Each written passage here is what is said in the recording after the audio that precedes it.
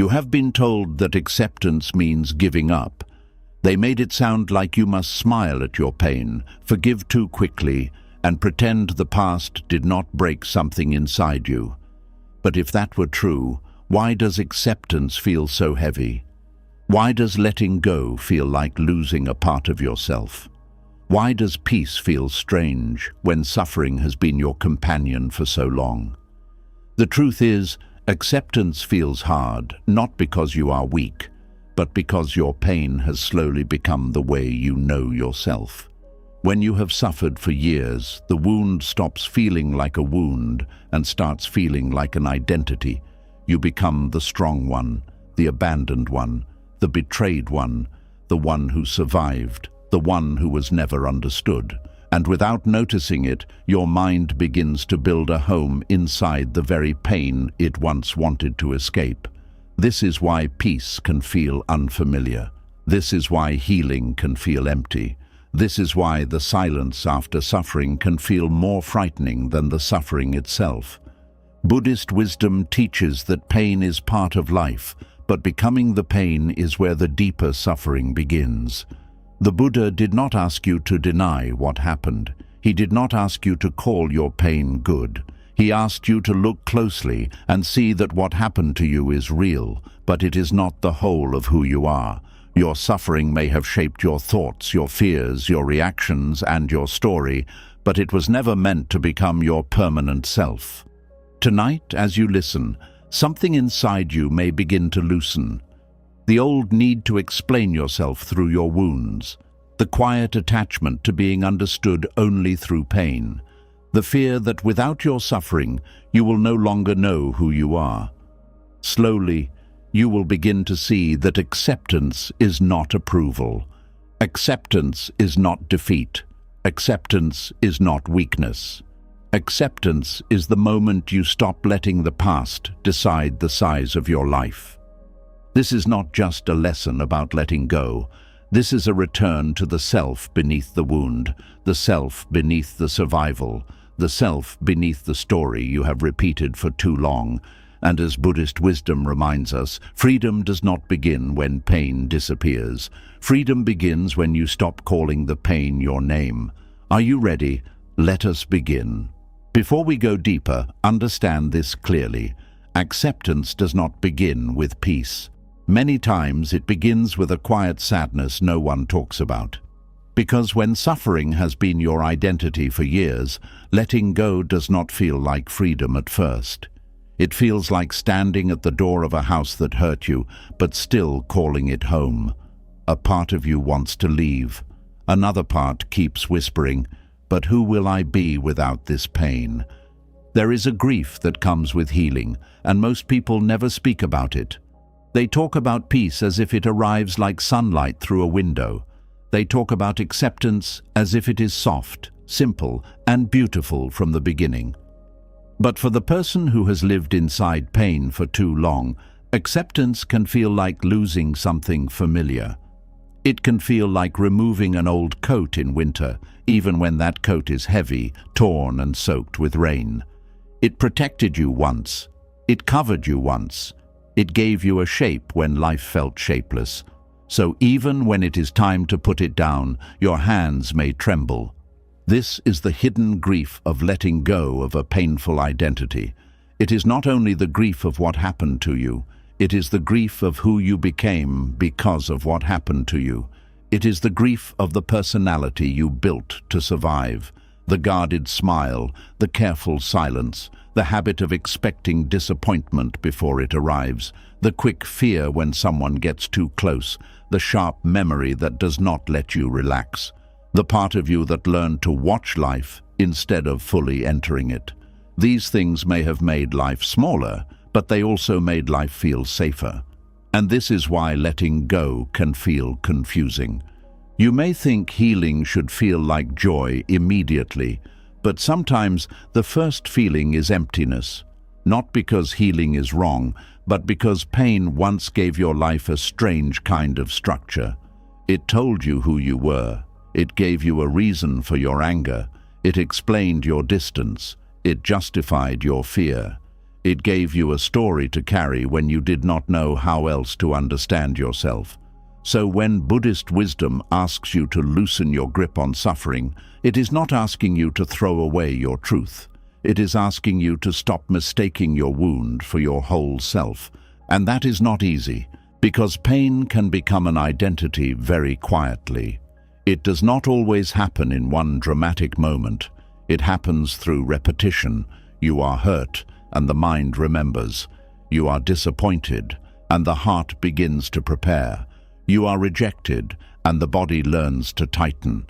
You are misunderstood, and something inside you decides, I must never be that open again. Over time, these decisions become habits. The habits become your way of seeing. Your way of seeing becomes your personality. Then one day you do not say, I experienced pain. You say, this is who I am. This is where the hidden grief begins. Because letting go of suffering means letting go of the version of you that suffering created. And that version may have worked very hard to protect you. It may have kept you alive emotionally. It may have helped you keep moving when you had no strength left. It may have taught you how to read people, how to avoid danger, how to survive loneliness, how to keep your heart from being touched too deeply. So when you begin to heal, do not be surprised if part of you feels loyalty to the old self. That old self suffered with you. That old self stayed when others left. That old self carried the burden when you did not know how to put it down. But here is the question Buddhist wisdom gently places before you. Must the one who protected you also be the one who imprisons you?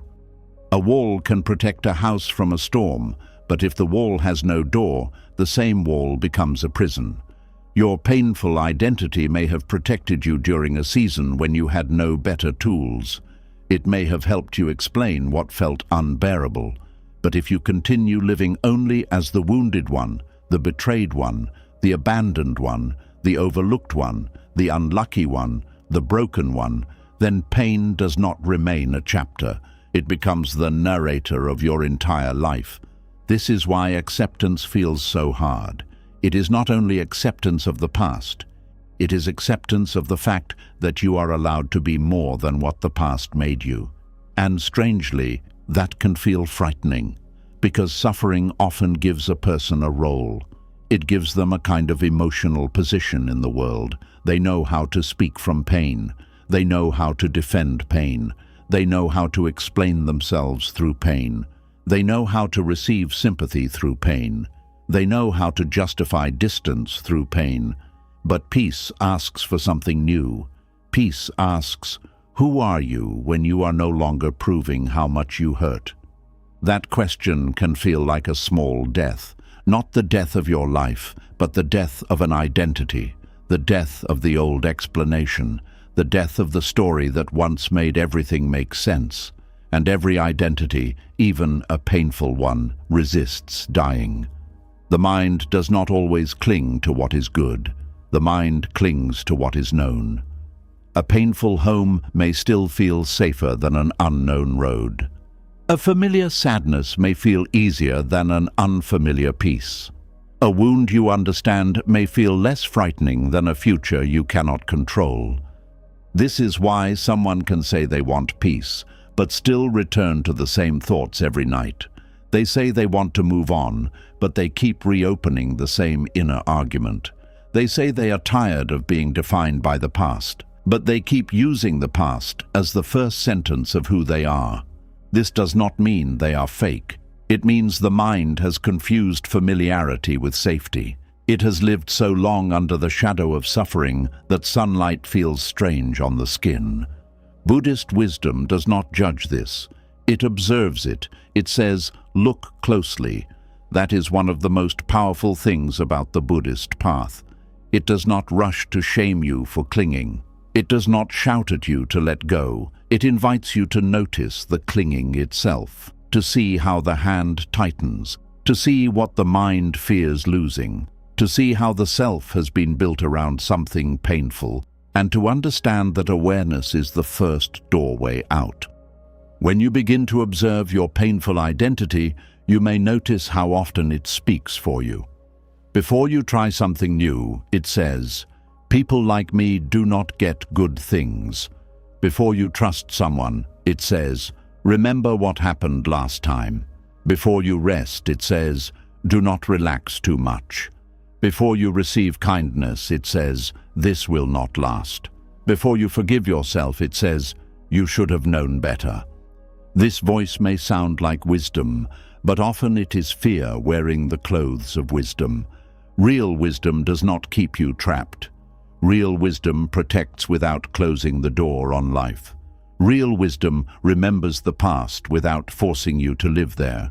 Real wisdom can say, "Yes, that hurt," without adding, "Therefore I must remain wounded forever." The hidden grief of letting go is also the grief of losing the attention pain once attracted. This is a delicate truth, and it must be handled with compassion. Some people have only felt seen when they were suffering. They were ignored when they were calm, dismissed when they were okay, overlooked when they were quiet. But when they were in pain, people finally listened. People finally asked questions. People finally treated them with softness. So the heart learned something dangerous. Pain is how I become visible. When this happens, healing can feel like disappearing. If your pain was the language through which people understood you, who will understand you when you become peaceful? If your struggle was the proof that your life mattered, what proves your worth when you no longer display your wounds? If your suffering was the only place where you received tenderness, why would the heart not fear letting it go? This is why compassion is necessary. You cannot shame yourself out of a painful identity. Shame only pushes the identity deeper. You cannot insult yourself into freedom. You cannot say, "Why am I still like this?" and expect the heart to open. The heart opens when it feels safe enough to release what it no longer needs. And Buddhist compassion begins by saying, "Of course you held on. You were trying to survive. Of course you became guarded. You were trying not to be hurt again. Of course you built meaning around your pain. You were trying to make sense of something that felt senseless." But compassion does not mean staying stuck. Compassion means you stop beating yourself for the chains while still learning how to remove them. Letting go of a painful identity also means grieving the pride you built around survival. Many people do not only suffer from pain, they become proud of how much pain they endured. They may not say it openly, but deep inside there is a feeling of, "Look what I survived. Look how much I carried. Look how strong I had to be." And there is truth in that. Survival deserves respect.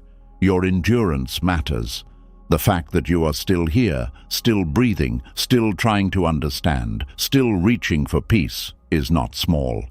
But the danger begins when survival becomes the only identity you trust. If you only know yourself as the one who survived pain, then peace may feel like a threat to your importance. You may wonder, if I stop suffering, does that mean what I went through was not serious? If I become happy, will people think it did not hurt? If I stop carrying this story, am I betraying the person I was?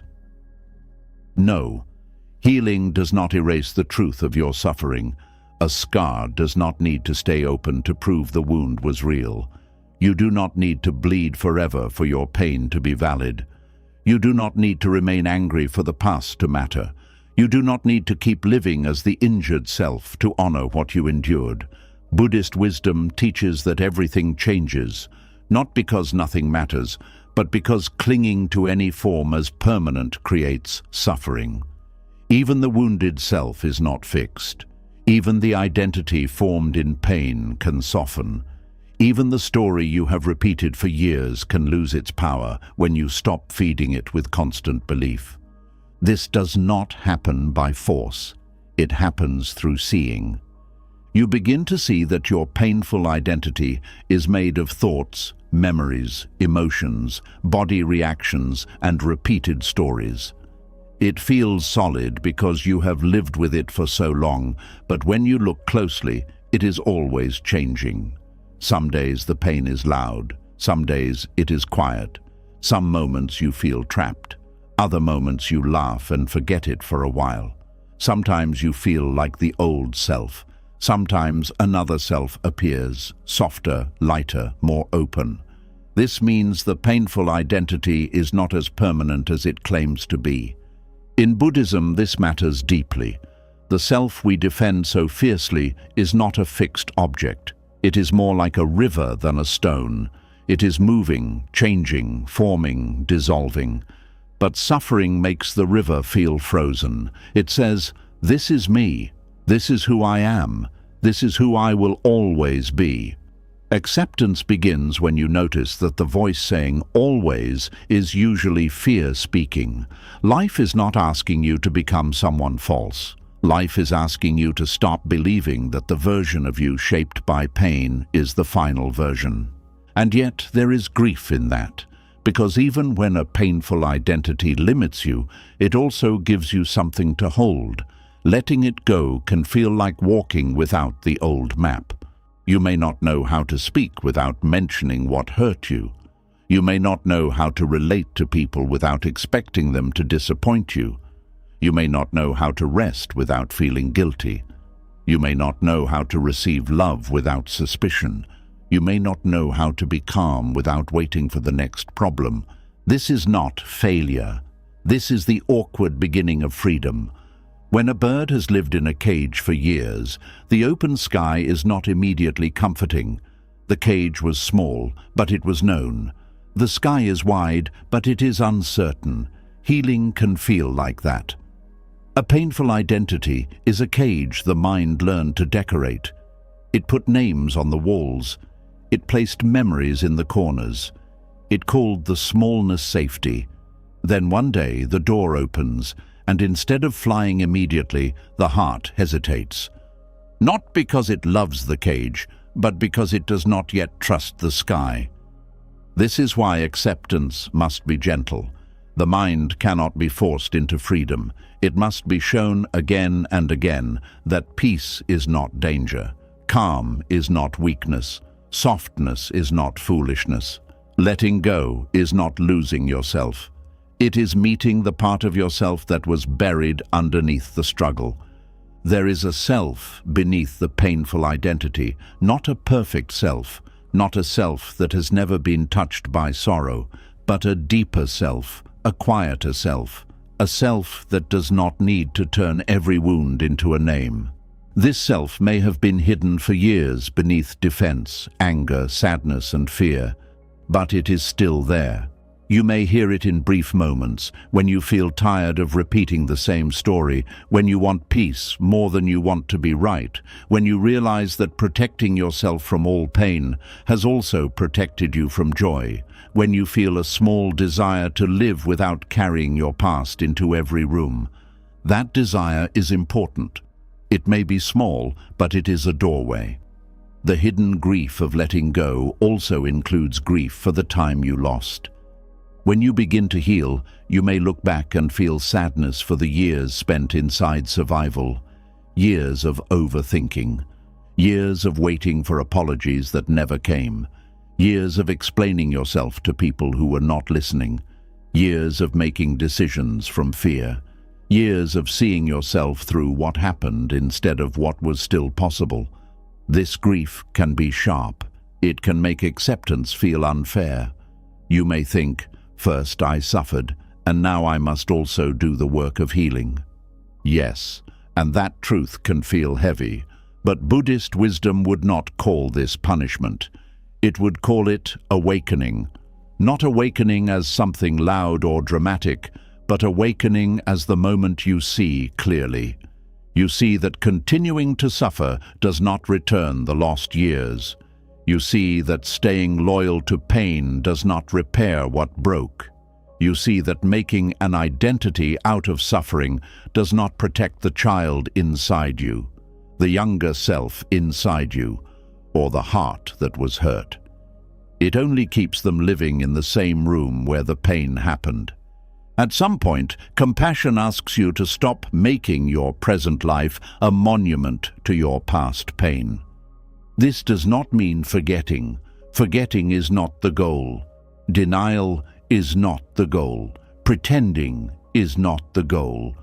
The goal is to remember without becoming trapped, to acknowledge without becoming consumed, to honor what happened without building your entire identity around it, to say, "This was part of my path," without saying, "This is all I am." That difference is small in words, but enormous in life. One statement closes the door, the other opens it. When suffering becomes your identity, you may feel a secret fear that peace will make you ordinary. Pain can create a sense of depth. It can make you feel different from others, more serious, more aware, more emotionally complex. Sometimes people begin to believe that without their suffering, they will become shallow, simple, or unnoticed. But this is another trick of the wounded mind. Peace does not make you empty. Peace makes you available. Available to love without always preparing for loss. Available to rest without guilt. Available to learn without the past interrupting every lesson. Available to see beauty without asking when it will be taken away. Your depth does not come from staying wounded. Your depth comes from seeing clearly. It comes from meeting life with an open heart after pain tried to close it. It comes from understanding suffering without worshipping it. It comes from becoming kind without becoming blind. It comes from being strong without needing to stay hardened. This is the kind of depth Buddhist wisdom points toward, not the depth of endless sorrow, but the depth of presence, the depth of being able to sit with pain without turning it into a throne, the depth of being able to say, "Pain is here," instead of "I am pain." The depth of knowing that every feeling rises, stays for a while, and passes. The depth of not building a permanent self out of a passing storm. But to reach that place, grief must be allowed. You may need to grieve the old identity before you can release it. You may need to thank it for protecting you.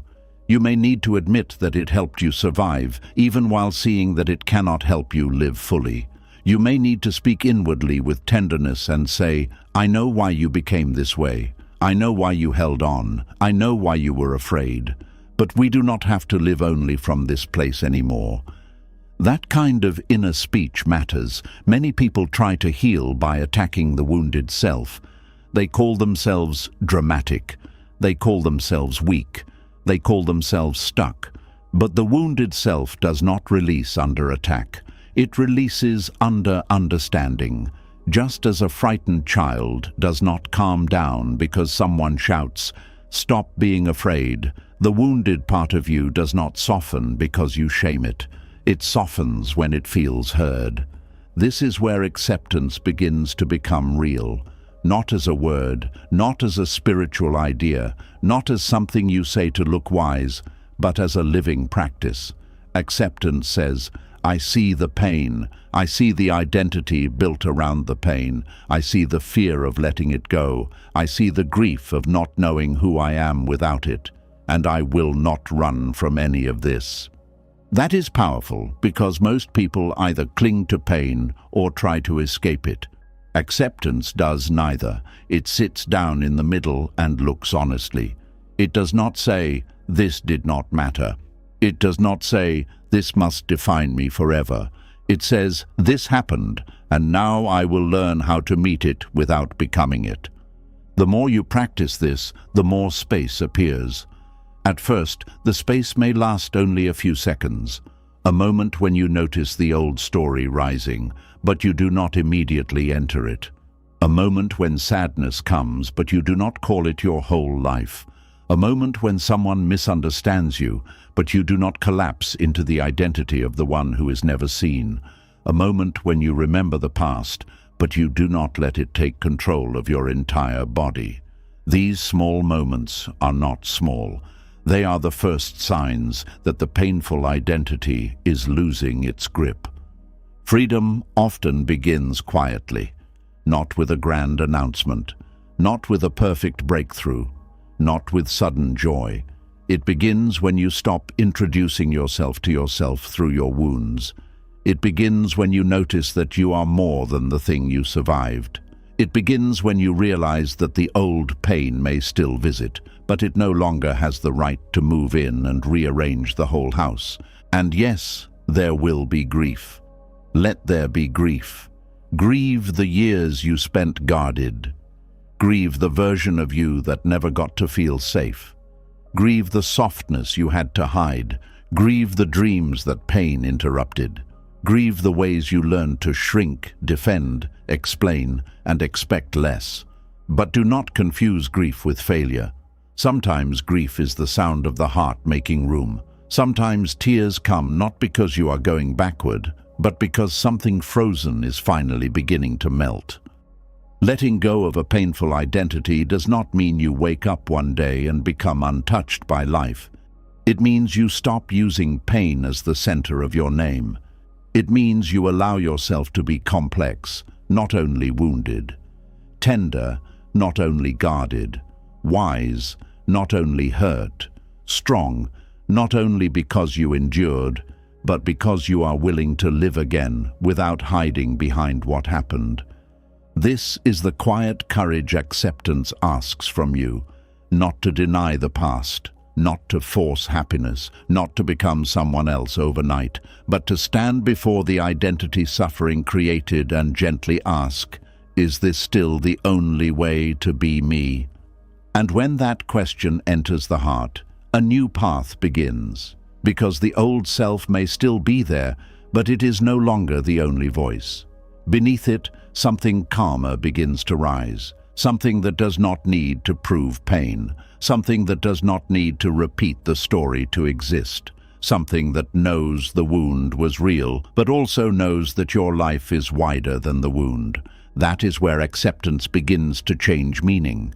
It no longer feels like betrayal. It no longer feels like defeat.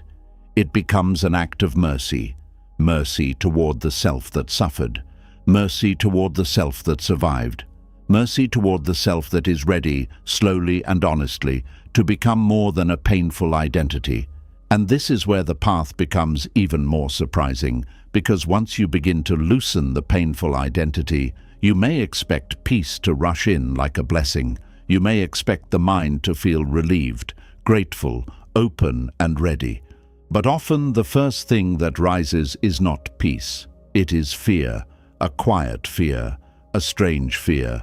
The kind of fear that makes no sense on the surface because you are finally moving toward the very thing you said you wanted.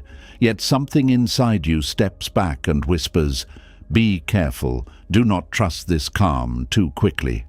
That is the part no one explains. After years of survival, peace can feel suspicious. There are people who have lived so long in emotional storms that calm does not feel like safety anymore. It feels like the silence before something bad happens. They may not say it out loud, but their body says it for them. The shoulders stay tight, the stomach waits. The thoughts keep scanning. The heart refuses to rest completely. Even when nothing is wrong, the mind searches for what could become wrong. And if it finds nothing, it may create something, because an anxious mind often prefers a known problem to an unknown stillness. This is not because the person loves suffering. It is because the mind has been trained by repetition. When life has disappointed you again and again, the mind begins to believe that peace is only a trap. It says, "Last time I relaxed, something hurt me. Last time I trusted, someone changed. Last time I felt hopeful, life embarrassed me. Last time I opened my heart, I paid for it." So the mind begins to guard against peace, as if peace itself is dangerous. This is why acceptance can feel so difficult when suffering has become your identity. You are not only releasing pain, you are also entering a state your nervous system may not recognize. Peace may be good, but it may not feel familiar. And the human mind often chooses familiar pain over unfamiliar freedom, not because pain is better, but because the familiar gives the illusion of control. If you grew up or lived through seasons where you had to be constantly alert, Your mind may have learned to survive by predicting trouble. It became a watcher. It studied people's faces. It listened for changes in tone. It noticed silence too quickly. It prepared answers before questions came. It expected rejection before anyone spoke. It learned to read the room like a person reading dark clouds before rain. At one time, this may have helped you. It may have protected you from disappointment, conflict, humiliation, or emotional harm. But the same mind that helped you survive may later struggle to let you rest. This is the strange cost of survival. The very tools that protected you can become the tools that exhaust you. A mind shaped by survival does not ask, "Is this moment peaceful?" It asks, "How long will this peace last?" It does not ask, "Can I enjoy this kindness?" It asks, "What will this person want from me later?" It does not ask, "Can I breathe now?" It asks, "What am I missing?" That question, "What am I missing?" becomes the private music of a tired mind. Even in calm places, it keeps playing. Buddhist wisdom sees this clearly. It teaches that the mind is shaped by conditions. The thoughts you repeat, the fears you feed, the memories you revisit, the reactions you practice, all of these become grooves in the mind. Like water flowing down the same path again and again, the mind learns where to go. If it has flowed toward fear for many years, it will not immediately flow toward peace just because you understand one lesson. This is why patience is necessary. You are not only changing your thoughts, you are retraining the direction of your inner life. Peace frightens the survival mind because peace removes its favorite job. The survival mind wants to protect, predict, prepare, and prevent. It wants to stay useful. It wants to stay busy. It believes that if it stops working for even one moment, pain will enter through the open door. So when life becomes quiet, the survival mind may feel unemployed. It does not know what to do with stillness. It has built its identity around guarding the gate, and now peace comes and says, "You can put the weapon down." But the mind answers, "If I put it down, who will protect us?" This is why calm can feel uncomfortable. You may sit in silence and suddenly feel restless. You may have a day without conflict and still feel uneasy. You may receive love and begin searching for signs of withdrawal. You may finish a difficult season and then feel more anxious than you felt during the struggle. This happens because during struggle, the mind had a clear target. It knew what to fight. It knew where to place its energy. But after the struggle, when there is no immediate enemy, the mind turns inward and begins to feel the weight it was too busy to feel before. Survival can delay feeling. Peace brings feeling to the surface. This is one reason people fear peace. When the noise stops, the buried emotions begin to speak. The grief that was postponed, the anger that was swallowed, the fear that was hidden beneath responsibility, the loneliness that was covered by busyness, the exhaustion that was ignored because there was no time to fall apart. During survival, you may not have had space to process anything. You simply kept going. You woke up, handled life, endured what came, and told yourself there was no choice. But when peace arrives, all the unfelt things may finally come forward. And the mind, not understanding this, may think peace is the problem. But peace is not the problem.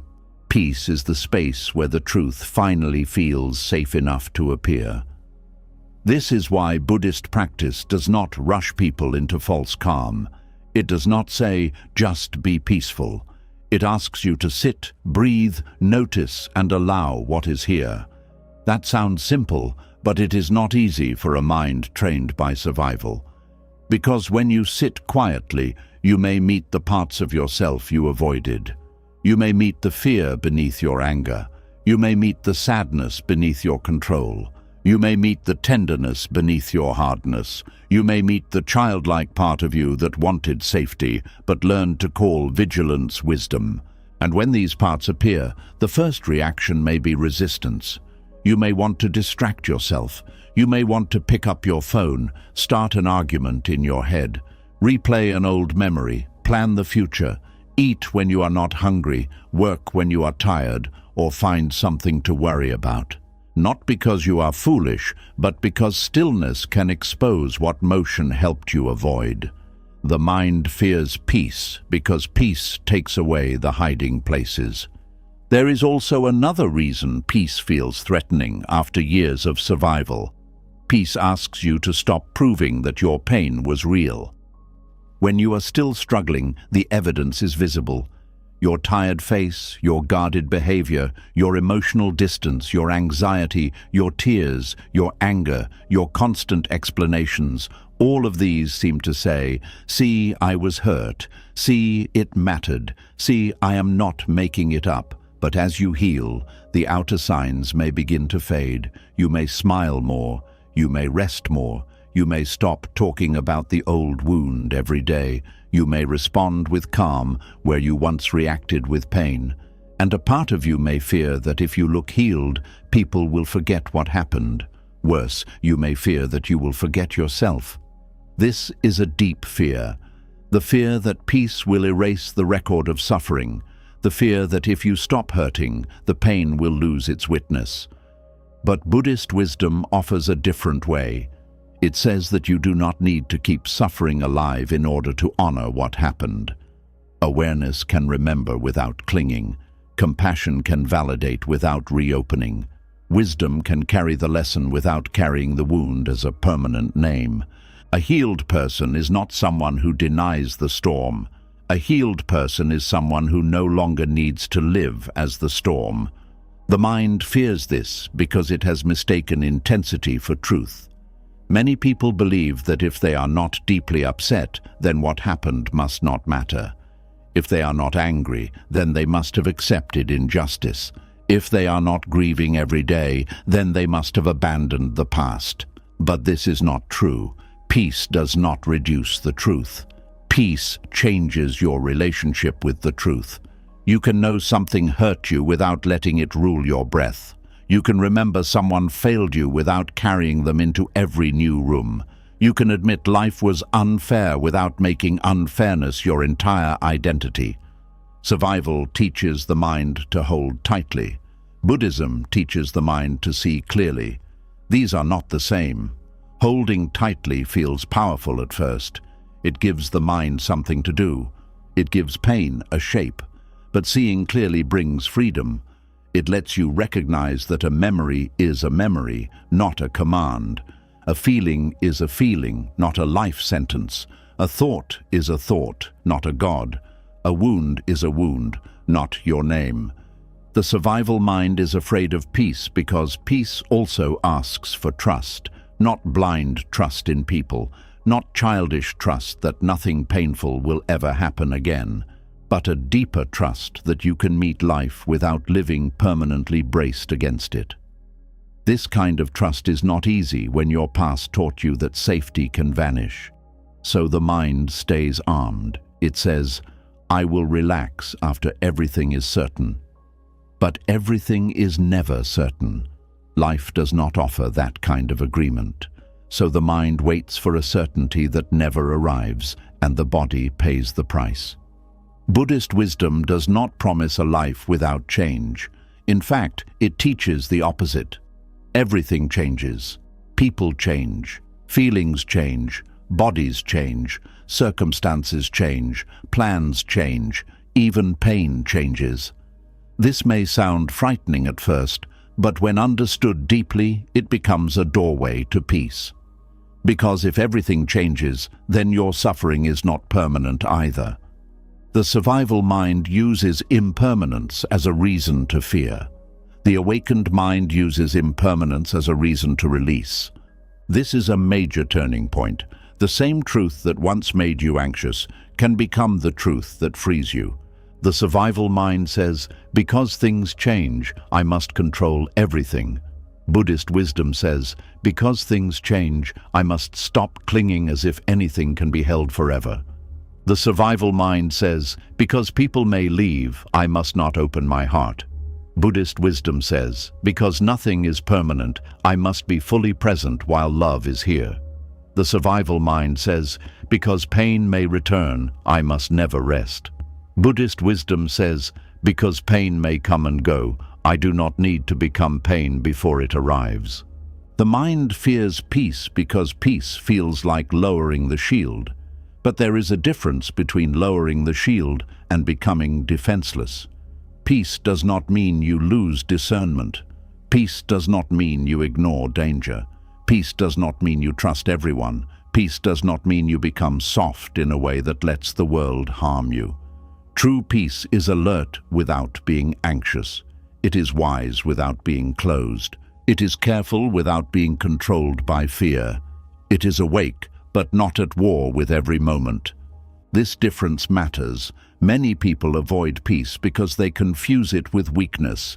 They think, if I become calm, people will take advantage of me. If I forgive inwardly, I will forget the lesson. If I stop being angry, I will lose my strength. If I become soft, life will break me again. But calm is not the opposite of strength. Calm is strength that no longer needs to shout. Acceptance is not surrendering your boundaries. It is surrendering the inner battle that keeps hurting you after the outer event has passed. A peaceful person can still say no. A peaceful person can still leave. A peaceful person can still speak truth. A peaceful person can still protect their life. The difference is that they do not act from panic as often. They do not let old wounds drive new choices without examination. They do not punish the present for what the past did. They do not confuse every discomfort with danger. Years of survival can make the body addicted to urgency. Not addiction in a moral sense, but in the sense that the body becomes used to high alert.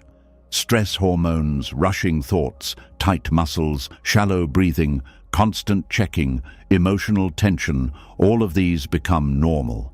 Then when peace comes, the body may feel strangely empty, almost bored, even unsafe. The mind may think something is missing, when what is missing is the old emergency. This is why some people create conflict when life becomes calm. They may not mean to. They may start questioning good things, testing kind people, reopening old arguments, doubting every blessing, or making small issues feel huge. Their system is not used to ease. It knows how to function in pressure, but not how to receive calm. It knows how to survive chaos, but not how to relax into enough. This can be painful to realize, but it can also be liberating, because once you see the pattern, you stop blaming the present for discomfort that belongs to the past. You begin to say, this peace feels strange because my mind is learning a new language. You stop assuming that unease means something is wrong. Sometimes unease simply means something old is leaving and something new has not yet become familiar. This is where practice becomes important. Peace must be practiced like a skill, not chased like a prize, not forced like a performance. Practiced. You practice by noticing a calm moment and staying with it for a little longer. You practice by breathing when the mind wants to invent a problem. You practice by receiving kindness without immediately searching for its hidden cost. You practice by letting a good day be a good day without asking when it will be ruined. You practice by telling the body gently and repeatedly, this is not danger, this is peace. We are learning. That last phrase is powerful. We are learning. It removes shame. It reminds you that peace is not something you failed to have. It is something your system may not have been taught. If your mind learned survival through repetition, it can learn peace through repetition too. This is not quick, but it is possible. The mind that learned to fear can learn to soften. The body that learned to brace can learn to breathe. The heart that learned to expect loss can learn to stay open without becoming careless. In Buddhist practice, the breath is often used because the breath is always present. The breath does not ask you to solve your whole life. It only asks you to return. One breath, then another, then another. For a survival mind, this return can feel too simple. The mind wants a complex solution because its pain feels complex. But sometimes the first doorway out of suffering is simple presence, not because breathing fixes everything, but because it brings you back from the imagined danger into the living moment. When you breathe with awareness, you are teaching the mind that this moment can be held without panic. You are telling the body that it does not have to live 3 disasters ahead. You are practicing being here instead of being trapped in what happened or what might happen. This is not a small thing. A mind that has survived for years often lives everywhere except here. It lives in the old room, the old conversation, the old betrayal, the next possible wound, the next possible disappointment. The breath brings it back to now, and now is where peace begins. Not in a perfect future, not after every fear disappears, not after every person understands you, not after the past becomes fair.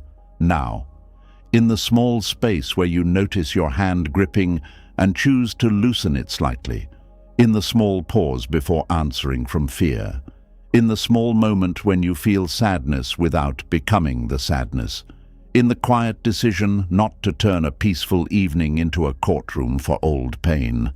The mind fears peace after years of survival because peace feels like a loss of control. But what survival calls control is often only tension. It is not true control to worry all night. It is not true control to rehearse every possible betrayal. It is not true control to stay emotionally distant from everything that could touch you. It is not true control to live prepared for pain every second. That is not control. That is exhaustion wearing a crown. True control is different. It is the ability to choose your response. It is the ability to notice a thought without obeying it. It is the ability to feel fear without letting fear become the driver. It is the ability to say, this old pattern is rising, but I do not have to become it.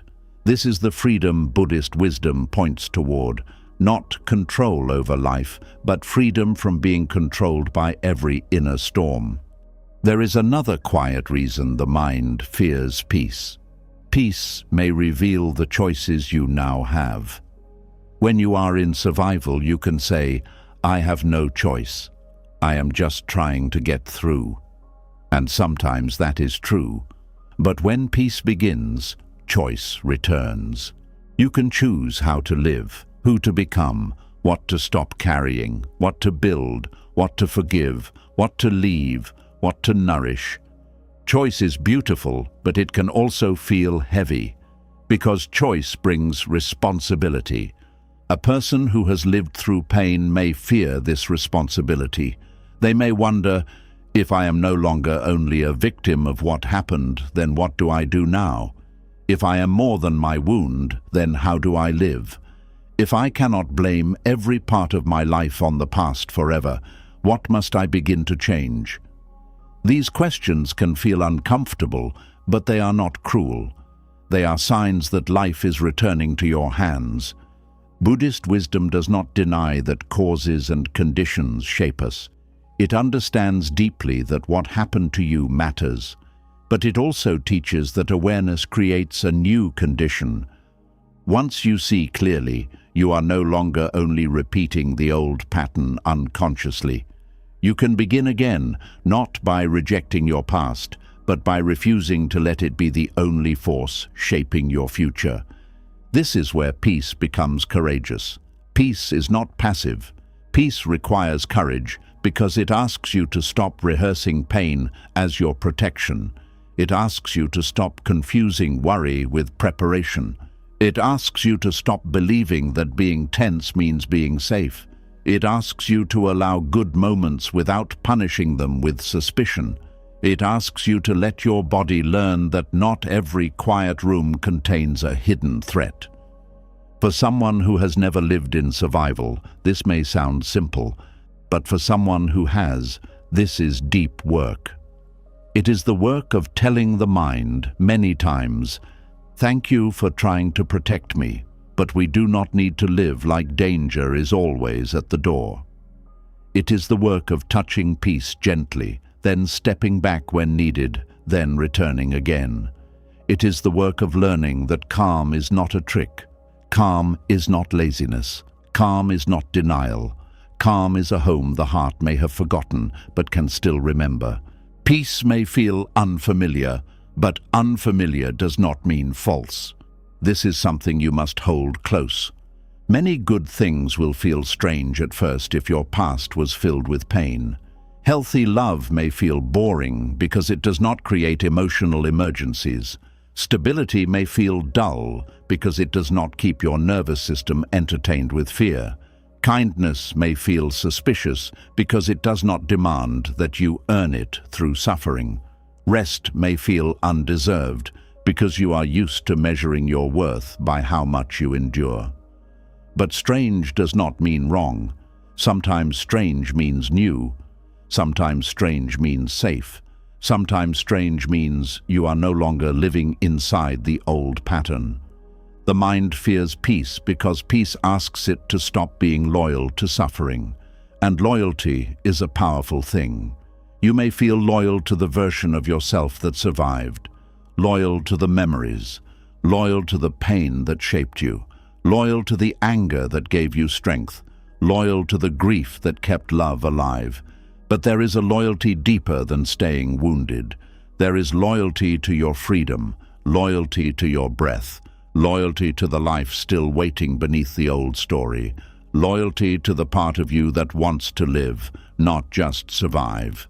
This is not betrayal, it is maturity.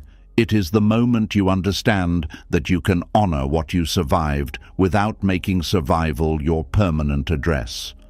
Peace after survival may arrive slowly. It may come in small signs.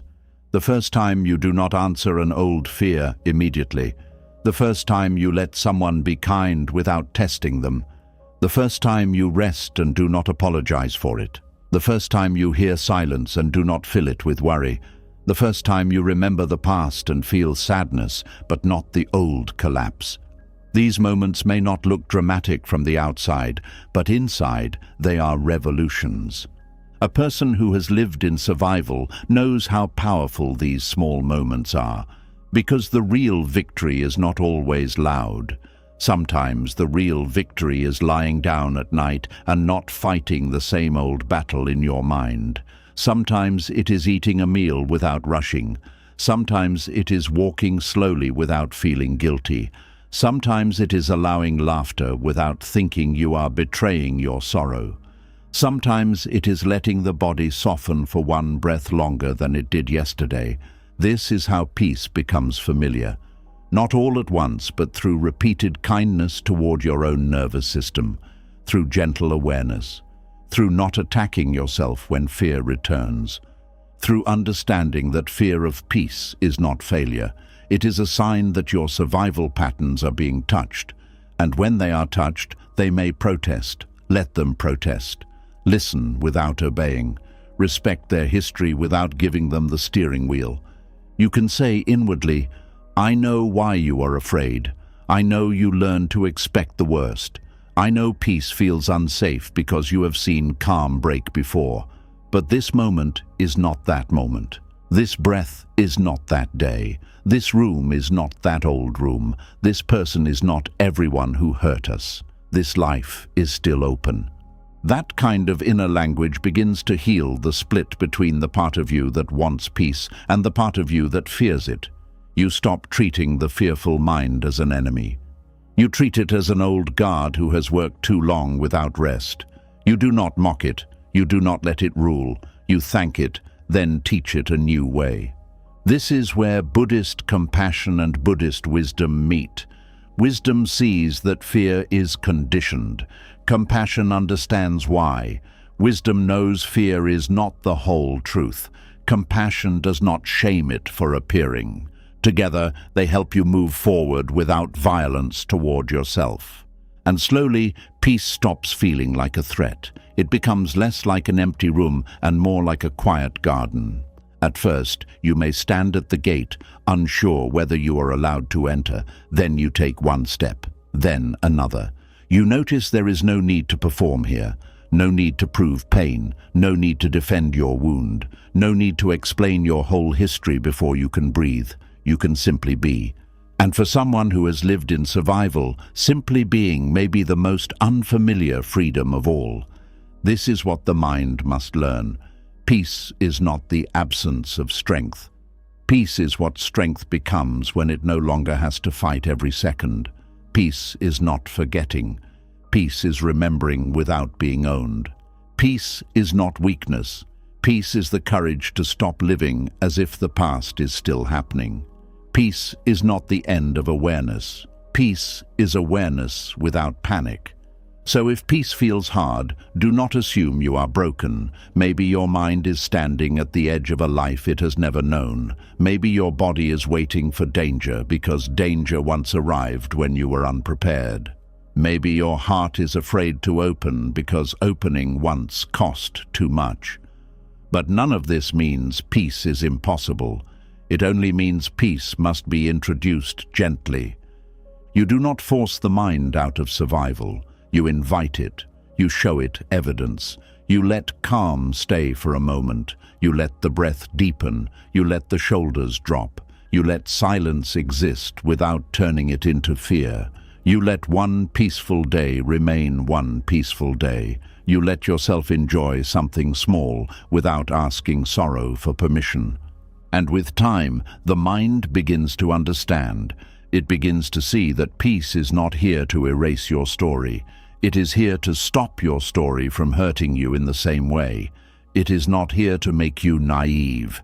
It is here to make you free. It is not here to take away the wisdom you earned. It is here to remove the fear that attached itself to that wisdom.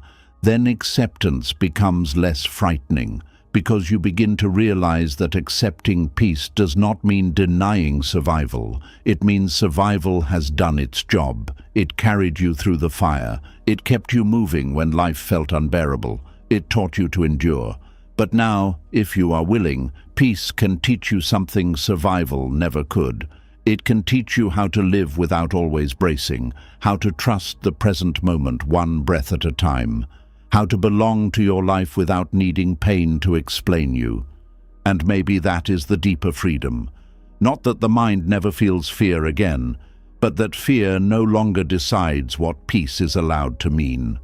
And once you understand that the mind can fear peace after years of survival, another truth begins to appear. The mind does not only fear peace because peace is unfamiliar.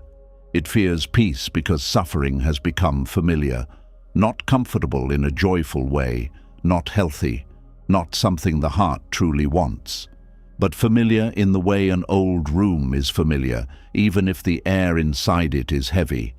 Familiar in the way a path becomes easy to walk because your feet have walked it too many times.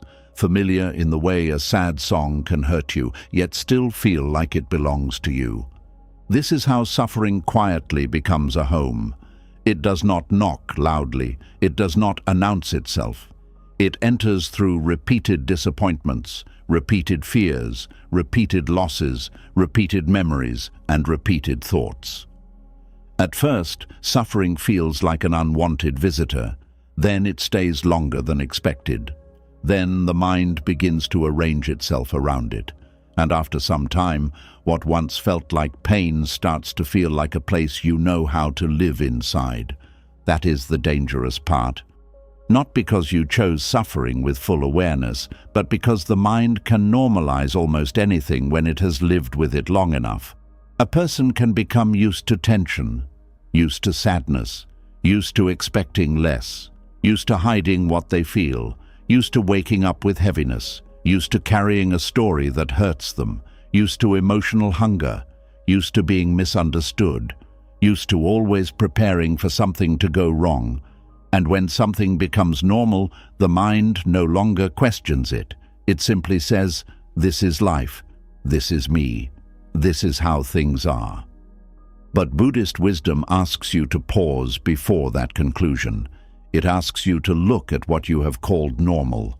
It asks you to ask, is this truly my nature, or is this what repeated pain taught me to accept?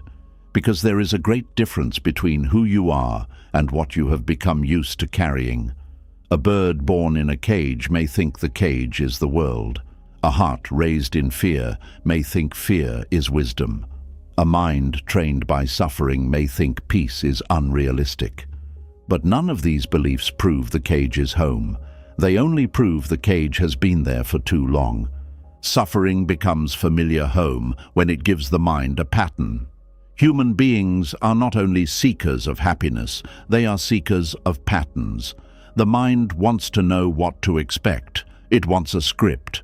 It wants a way to explain things. Even painful patterns can feel safer than no pattern at all. This is why some people keep returning to the same emotional places, the same types of people, the same disappointments, the same arguments, the same inner stories. Not because they enjoy being hurt, but because the mind already knows how to behave there. It knows how to be disappointed. It knows how to be guarded. It knows how to feel rejected. It knows how to prepare for loss. But it may not know how to receive kindness without suspicion. It may not know how to stay calm when nothing is wrong. It may not know how to live without the old emotional script. This is why suffering can feel strangely organized. It gives pain a routine. You wake up and the same thoughts are waiting. You move through the day and the same fears follow. You meet people and the same expectations rise. You sit alone and the same memories open their doors. Over time, the mind begins to decorate this inner house. It places your identity on the walls. It puts old explanations in every room. It keeps a chair ready for regret, a bed ready for loneliness, a mirror that only shows the wounded version of you. Then one day, when peace knocks, the mind does not recognize it as home. It recognizes suffering. This is why people can feel uncomfortable when life becomes gentler. If you are used to being ignored, being seen may feel strange. If you are used to being blamed, being treated kindly may feel suspicious. If you are used to emotional distance, closeness may feel like a threat. If you are used to disappointment, consistency may feel unreal. The mind may say, "This cannot be trusted." But often it is not the present moment that is untrustworthy. It is the old home of suffering trying to pull you back because it knows how to survive there. Suffering becomes a home when it offers identity, routine, and explanation. It tells you why you are the way you are. It tells you why you do not try. It tells you why you keep distance. It tells you why you cannot rest. It tells you why you expect betrayal. It tells you why you do not hope too much. And because these explanations reduce confusion, the mind may hold them tightly. Pain becomes a map. A painful map, yes, but still a map. It says, this is where you came from. This is why you hurt. This is why you must stay careful. But Buddhist wisdom would ask, is this map leading you out or only helping you walk in circles? That question matters because not every explanation heals. Some explanations only keep the wound alive in a smarter language.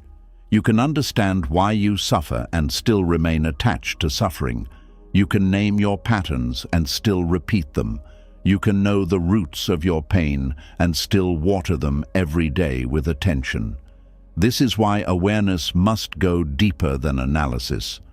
Buddhism is not only interested in the story of pain, it is interested in the clinging beneath the story. It asks, what are you still holding? What do you fear losing? What do you keep returning to even though it burns your hands?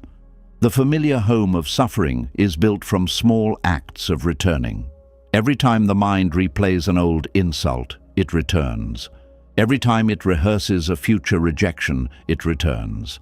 Every time it chooses suspicion before curiosity, it returns. Every time it uses the past to judge the present before the present has a chance to speak, it returns. These returns may feel automatic, but they are not meaningless. They are the mind walking back to the house it knows, and because it has walked back so many times, the road feels natural.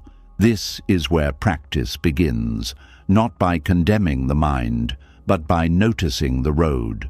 Before you can leave a familiar home, you must know when you are entering it. You must notice the doorway. Maybe the doorway is a certain memory. Maybe it is a phrase someone says. Maybe it is silence from someone you care about. Maybe it is a feeling in the chest. Maybe it is the moment life becomes too calm and your mind starts searching for danger. The doorway is different for everyone, but the work is the same. Notice before you move in. When suffering has become familiar, the mind often mistakes intensity for belonging. If an emotion is loud, it feels true. If a memory is painful, it feels important. If a fear returns again and again, it feels wise. But repetition is not proof of truth. A lie repeated for years can still feel like truth to the body. A fear practiced for years can still feel like intuition. A wound touched again and again can still feel like identity. Buddhist wisdom invites you to stop bowing to every repeated thought as if it is a teacher. Some thoughts are not teachers. Some thoughts are echoes. Some are habits. Some are old alarms ringing in rooms where no fire is burning anymore. This does not mean you should ignore your pain. It means you should learn to distinguish pain that asks for care from pain that asks for control. Pain that asks for care says, "Please listen." Something inside needs tenderness. Pain that asks for control says, "Do not trust anything, do not change, stay here, keep watching, keep expecting the worst." One opens the heart toward healing. The other locks the heart inside survival. The difference may be subtle, but seeing it can change your life. Suffering becomes home when the mind begins to feel loyal to the struggle. This loyalty can be quiet. It may sound like, "After everything I went through, I cannot just be okay." It may sound like, "If I become peaceful, it will seem like the past did not matter." It may sound like, "People like me do not get easy lives." It may sound like, "I have always been this way." These sentences feel honest, but they can also become walls. They protect the pain from being questioned. They make healing feel like betrayal. They turn suffering into a family name you feel guilty for leaving behind. But there is no betrayal in becoming free. You are not dishonoring your past by no longer living there. You are not disrespecting your wounds by allowing them to close. You are not abandoning the younger version of yourself by stepping into peace. In truth, you may be doing the kindest thing for that younger self. You are saying, "You did not suffer so I could build a prison from your pain. You suffered, and now I will carry us toward something wider." This is important because many people think healing means leaving the wounded self behind in a cruel way. It does not. Healing means taking that self with you, but not letting that self choose every direction from fear. It means holding the part that suffered, comforting it, understanding it, and slowly teaching it that the world is not only the place where pain happened. The world also contains breath, morning light, honest people, quiet strength, new choices, and moments that do not need to be ruined by old predictions. The familiar home of suffering may also be built through community. Sometimes people bond through pain, and pain becomes the language of connection.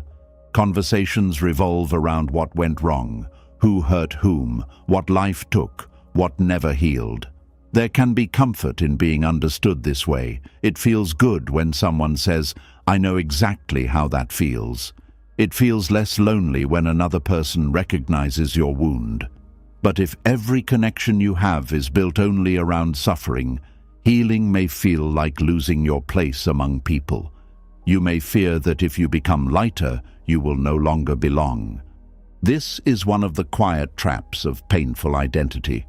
The heart wants connection, and if pain is the only bridge it has known, it may resist crossing a different bridge. But true connection does not require you to stay wounded. The deepest relationships are not the ones that keep you locked inside the same sorrow forever. They are the ones that can honor your pain while also welcoming your growth.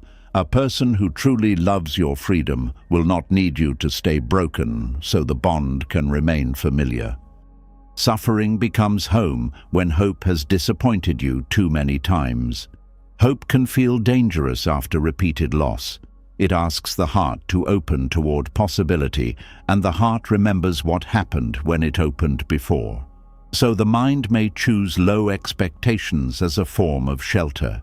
It says, "If I expect nothing, I cannot be hurt." This sounds protective, but it also slowly drains life of color. Low expectation may reduce shock, but it also reduces wonder. It may prevent certain disappointments, but it also prevents certain joys from entering fully. Buddhist wisdom does not teach hope in the shallow sense of forcing yourself to believe everything will go your way. It teaches something steadier. It teaches that each moment can be met freshly, not because life is guaranteed to be easy, but because clinging to old pain prevents you from seeing what is actually here. When suffering becomes home, the mind does not meet the present. It meets its own expectations. It does not see the person in front of it. It sees the shadow of someone from before. It does not hear the current silence. It hears every silence that once meant abandonment. It does not feel the current peace. It feels the old fear of losing peace. To leave the familiar home of suffering, you must begin seeing the present as the present. This may sound simple, but it is a deep spiritual discipline. It means asking, what is happening now, not what happened before? What is true in this moment, not what my fear predicts? What is this person showing me today, not what someone else taught me to expect? What is my body feeling now, not what my memory is adding? These questions help loosen the old spell. They bring the mind back from the house of suffering into the living room of now. The living moment is rarely as heavy as the story around it. A moment may contain sadness, but the story says, "I will always be sad." A moment may contain loneliness, but the story says, "No one will ever stay." A moment may contain uncertainty, but the story says, "Something terrible is coming." Suffering becomes home when the story grows larger than the moment. Buddhist mindfulness gently reverses this. It brings you back to direct experience. Breathing, sitting, feeling, hearing, seeing. One moment, one sensation, one thought passing. Not the whole future, not the whole past. Just this. This is how the walls begin to weaken. You do not demolish the familiar home of suffering by violence. You do not scream at yourself to be different. You do not pretend you are free when you are still afraid. You begin by opening windows. A moment of awareness is a window. A compassionate breath is a window. A new response is a window. Choosing not to replay a memory for the 10th time that day is a window. Letting someone's kindness exist without immediately doubting it is a window. Resting before exhaustion forces you is a window. Saying, "This is an old pattern," instead of "This is who I am," is a window. At first, the house may still be there. The old rooms may still call you. The familiar sadness may still offer its chair. The mind may still want to sit in the same place and tell the same story. But something has changed once you can see it. You are no longer fully asleep inside the pattern. You are standing at a distance, even a small distance, and that distance is sacred. In Buddhism, this space between awareness and reaction is where freedom begins, not after every wound is gone, but the moment you see the wound without becoming its servant. Suffering becomes home because the ego likes what is known. The ego is not always proud in a loud way. Sometimes it is simply the part of you that wants to remain consistent. It says, "This is my story, this is my role, this is the way I am seen, this is the way I protect myself." It fears change because change feels like disappearance. Even painful identity gives the ego something to hold. If you have been the one who was hurt for a long time, who are you when healing begins? If you have been the one who cannot trust, who are you when trust becomes possible? If you have been the one who expects loss, who are you when something stays? These questions can shake the inner house, but they are not meant to destroy you. They are meant to reveal that the self is wider than the role. You are not only the one who suffered, you are also the one who noticed the suffering. You are the one who wants freedom. You are the one who can learn. You are the one who can choose one breath differently. You are the one who can sit with pain and still not make pain your God. That noticing self, that aware self, is not trapped in the old rooms in the same way. It can walk out. Buddhist wisdom often points to non-attachment, but non-attachment is easily misunderstood. It does not mean becoming cold. It does not mean having no feelings. It does not mean cutting away your humanity.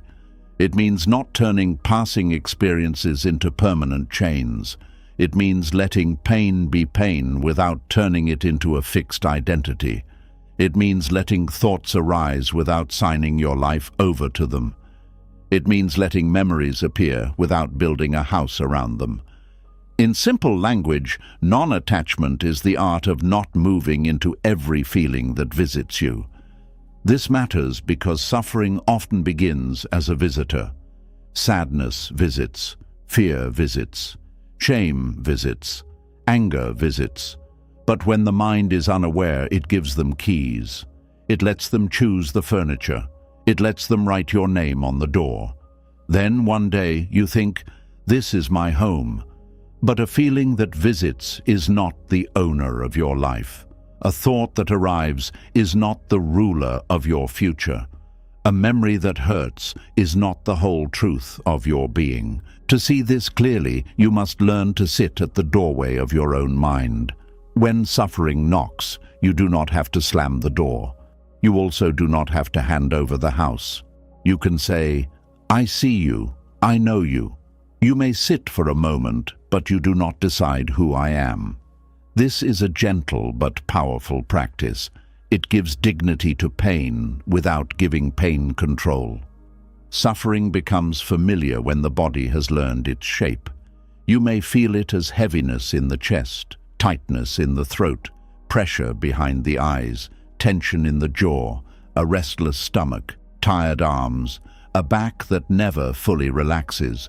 These body memories can make suffering feel more real than peace. Peace may begin as a concept, but suffering feels physical. This is why healing must include the body. You cannot only think your way out of a home your whole body has memorized. A simple breath, a slower walk, unclenching the jaw, placing a hand on the chest, feeling your feet on the ground. These may seem small, but they teach the body a new address. They tell the body, we are here now, not back then, not in the old argument, not in the feared future, here. And every time the body returns to here, suffering loses a little of its claim to being home. The mind may still wander back. That is normal. Do not turn wandering into failure. The mind returns to familiar places until unfamiliar places become safe.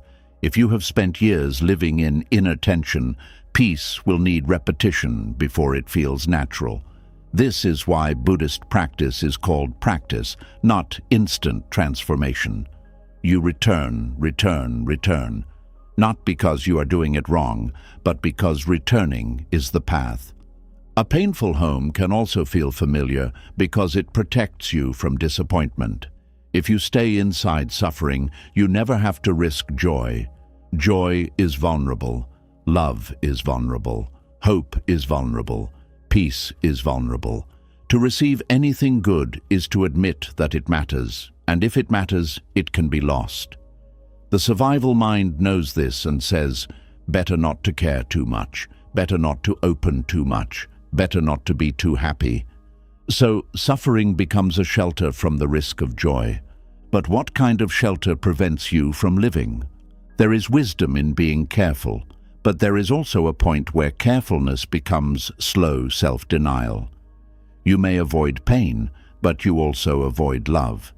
You may avoid disappointment, but you also avoid surprise. You may avoid needing anyone, but you also avoid being held. You may avoid hope, but you also avoid the quiet strength hope can bring. The home of suffering may protect you from certain wounds, but it also keeps out the very warmth that could help you heal. Buddhist wisdom does not ask you to throw yourself blindly into life. It asks you to be awake, to see the cost of clinging, to see that the shelter has become too small, to see that avoiding all risk is another form of suffering, to see that a heart cannot become free by refusing to feel anything deeply. Freedom is not numbness. Freedom is the ability to feel without being owned by what you feel.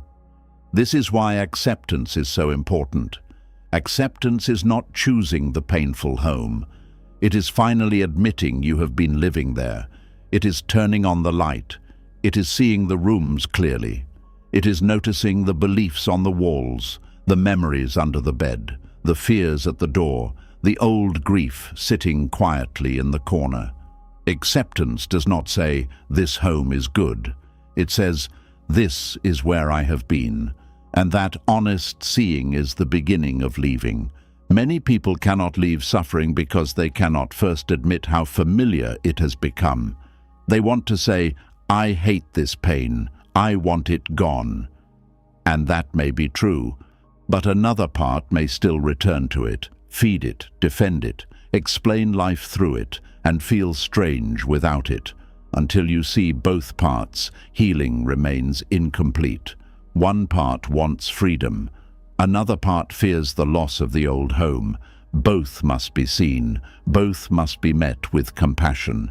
Both must be understood without letting the fearful part rule the whole life. There is a quiet moment in healing when you realize suffering was not only something you endured, it became a place you knew how to belong. This realization can bring sadness, it can bring regret, it can bring tenderness.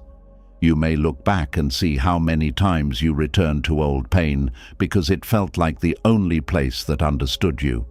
You may see how often you chose the familiar ache over the unknown possibility.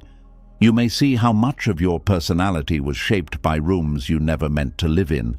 Do not use this realization to hurt yourself. Use it to wake up.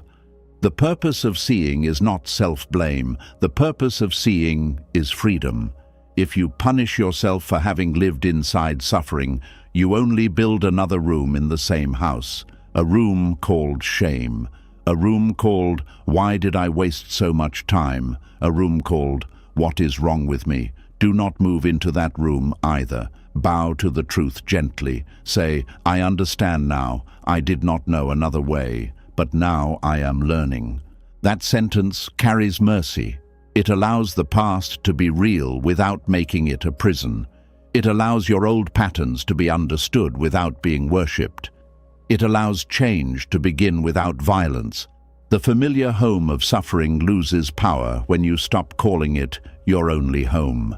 There may still be days you return there, days when old fears rise, days when sadness feels strangely comforting, days when the mind wants to close every window and sit with the same story again.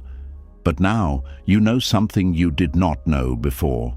You know there is a door. You know the house is not the whole world.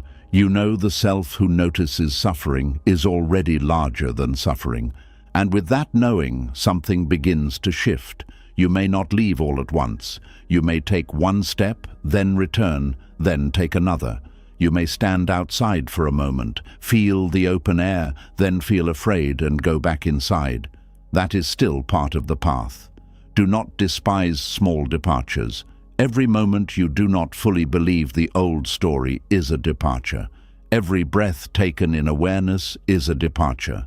Every time you choose presence over replaying pain, you are stepping beyond the familiar house. Eventually, peace becomes less foreign. Not because life becomes perfect, but because you stop treating suffering as your address. You begin to find familiarity in softness, familiarity in silence, familiarity in honest breathing, familiarity in not reacting, familiarity in allowing one good moment to remain untouched, familiarity in the simple truth that you can be alive without constantly preparing to be hurt. This is how the home changes, not by denying the old house existed, but by building a new place inside yourself. A place where pain can visit without becoming king. A place where memories can arise without writing your future. A place where fear can speak without holding the keys. A place where the wounded self is welcomed, but not allowed to lock every door. And maybe this is the great turning point. Suffering becomes a familiar home quietly, but freedom can become familiar quietly too.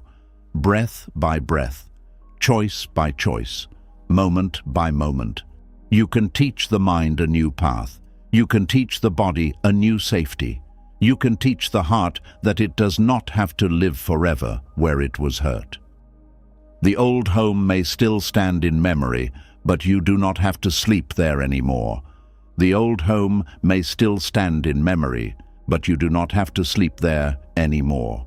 And to understand how to leave it, you must first see what the house is made of.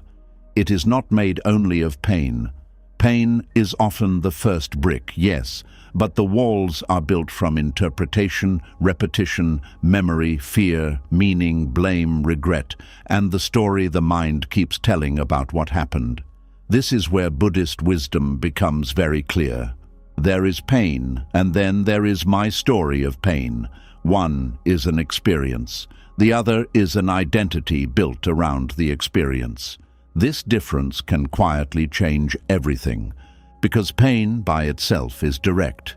It is the ache in the heart, the tightness in the chest, the sadness that rises when a memory returns, the disappointment when something breaks, the grief when something is lost. Pain is the first arrow. It touches you because you are human. No one goes through life without being touched by pain. The Buddha never denied this.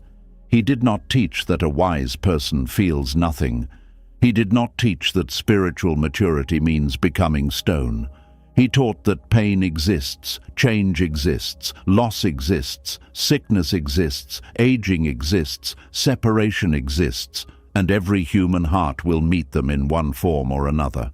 But then the mind adds a second arrow. The second arrow is the story. It says, "This should never have happened to me. My life is ruined. I will never be the same. No one can be trusted. I always lose what I love. I am the kind of person who gets abandoned. I am broken. I am unlucky. I am cursed. I am behind. I am not enough. I cannot move on. I must keep thinking about this until it makes sense." The first arrow is the pain of what happened. The second arrow is the suffering created by what the mind keeps doing with what happened. And many people are not living only from the first arrow. They are living inside the second. This does not mean the first pain was small. It does not mean what happened was acceptable. It does not mean your wound was not real. It means the mind can take a real wound and build a whole world around it. A painful event may last a moment, a season or a chapter of life, but the story of pain can continue for years. It follows you into rooms where the original pain is no longer happening. It speaks through your reactions. It shapes the way you hear people. It decides what you expect.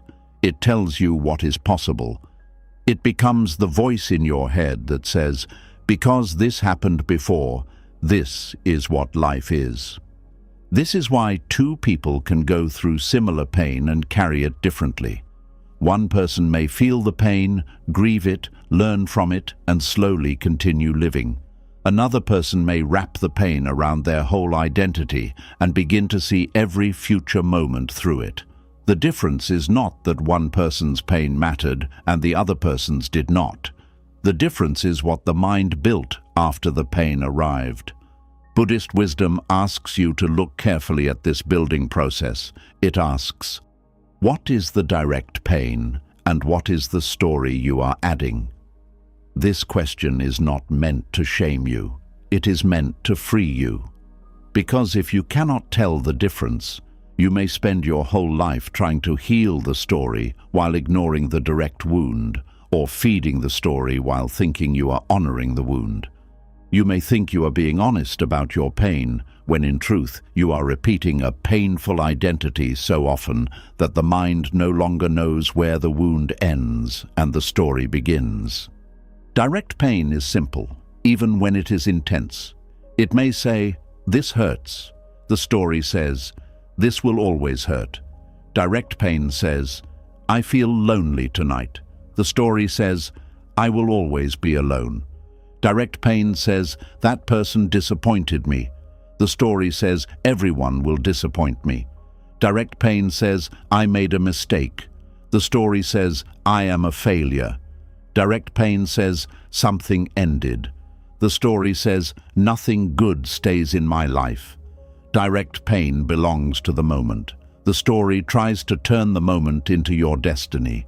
This is one of the great ways suffering becomes identity. The mind takes a passing state and gives it a permanent name. It turns "I feel rejected" into "I am rejected." It turns "I feel afraid" into "I am unsafe." It turns "I feel sadness" into "I am sadness." It turns "I was hurt" into "I am the wounded one." And once pain becomes grammar, once it moves from something you experience into something you believe you are, acceptance becomes difficult. Because now you are not just accepting pain. You are being asked to question the story that has been holding your sense of self together. That is why the mind resists. The story may hurt, but it is familiar. The story may limit you, but it gives shape to confusion. The story may make life smaller, but it also answers painful questions. Why am I guarded? Because I was betrayed. Why do I expect the worst? Because life has disappointed me. Why do I not trust peace? Because peace never lasted. These answers may contain truth, but if they become final answers, they stop being wisdom and become a prison. Buddhist wisdom does not ask you to deny causes. It does not say, "Forget what shaped you."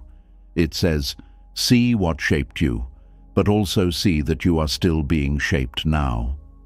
This is important. The past may have created conditions, but awareness creates new conditions.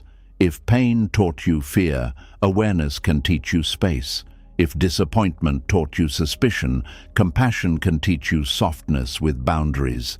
If loss taught you clinging, mindfulness can teach you how to hold life with open hands.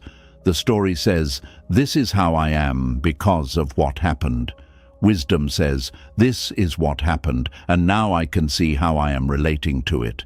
That small shift is powerful. Pain is often unavoidable, but the story of pain can be examined. Pain may arise without permission, but the story grows through attention. Pain may be natural, but the identity around pain is conditioned.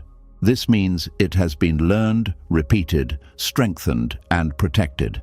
And what has been learned can be understood. What has been repeated can be interrupted. What has been strengthened can be softened. What has been protected can be met with compassion and slowly released. The mind, however, often protects the story because the story gives pain meaning. Human beings struggle with meaningless hurt. When something painful happens, the mind does not want only to feel it. It wants to explain it. It wants to know why. Why did this happen? Why did they leave? Why was I treated that way? Why did life choose me for this?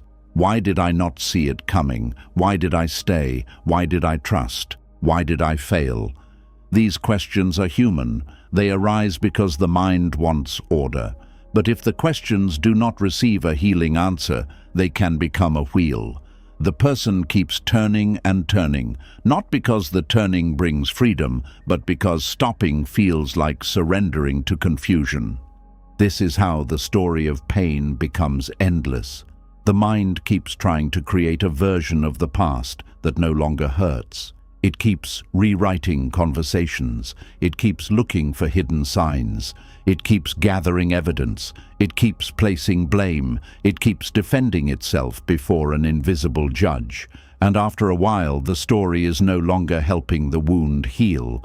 It is keeping the wound open so the mind can keep working on it.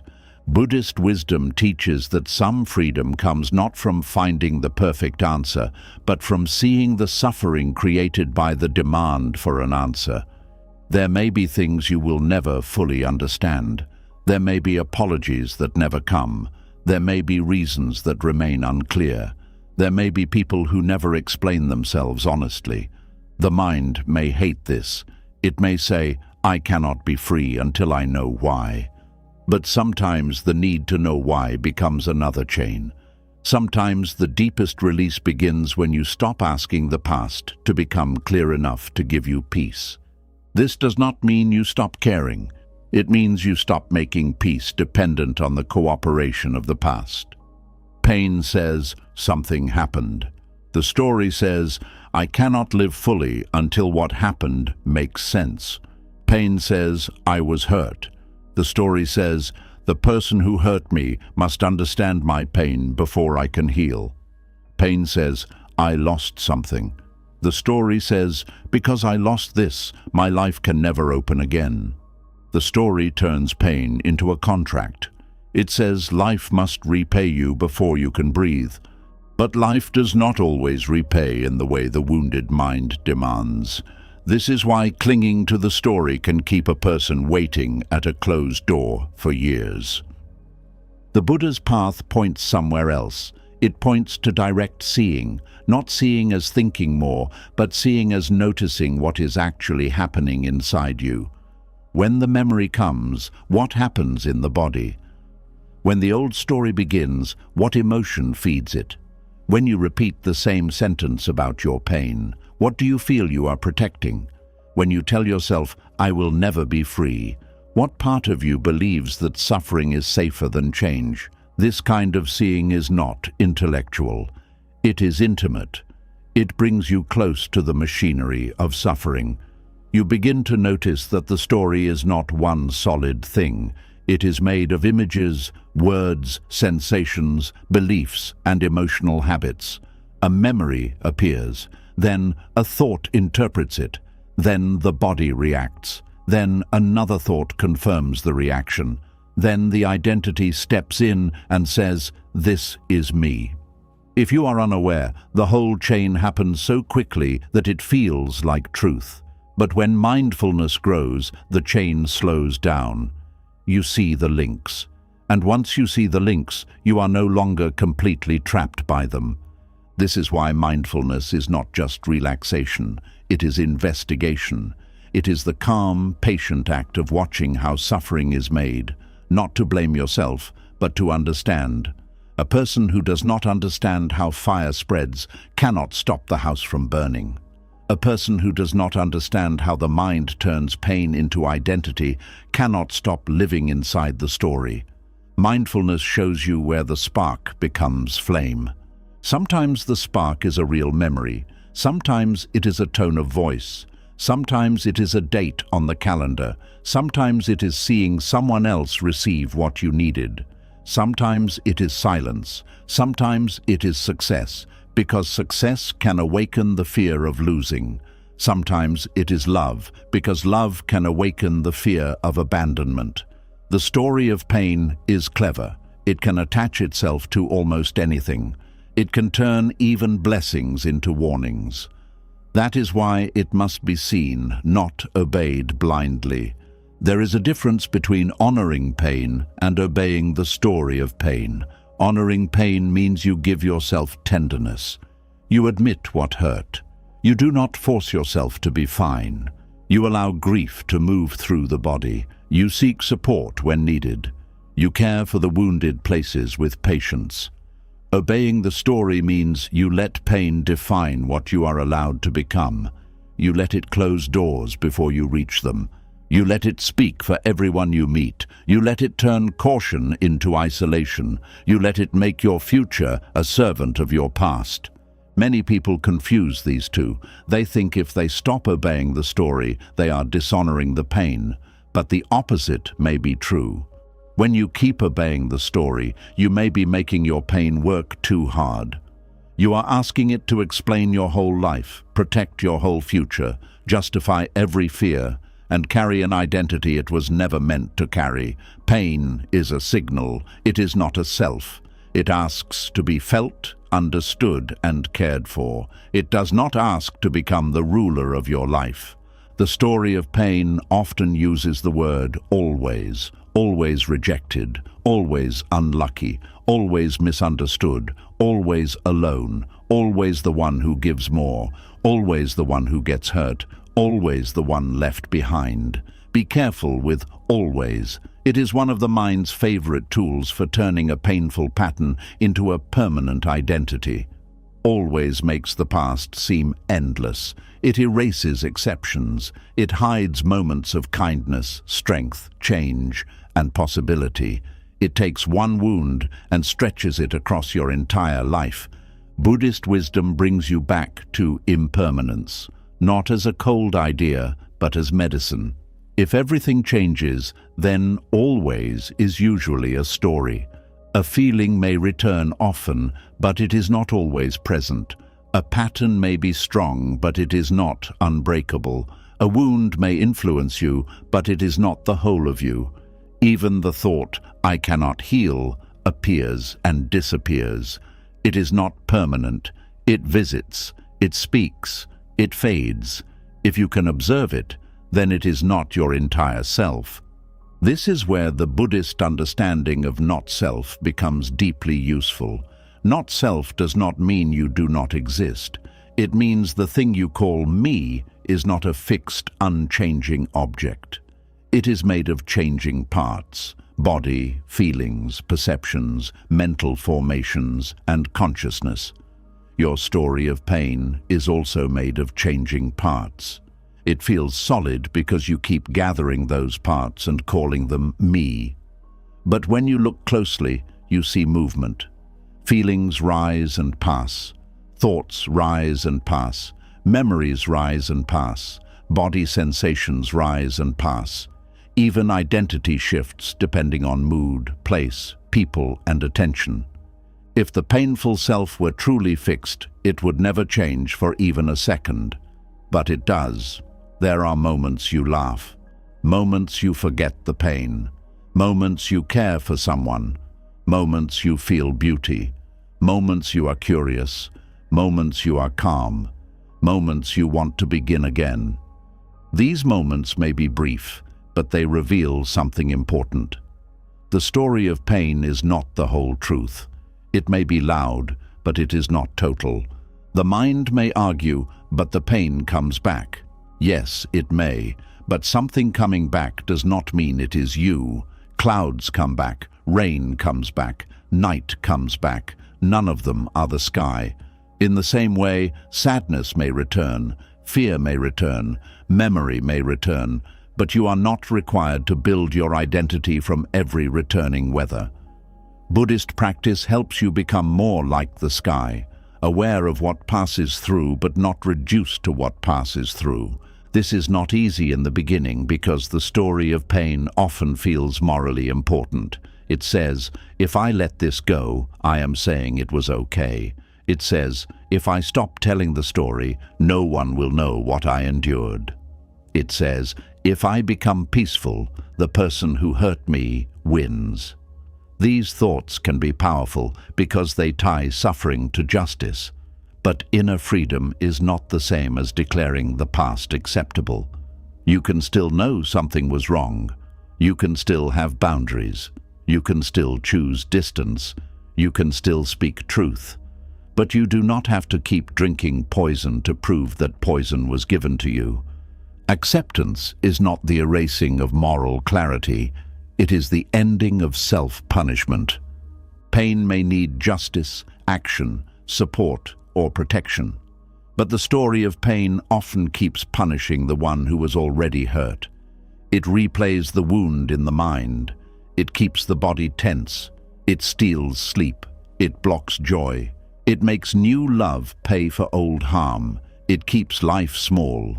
It says it is protecting you, but often it is continuing the injury from inside. This is why Buddhist wisdom is so firm about clinging.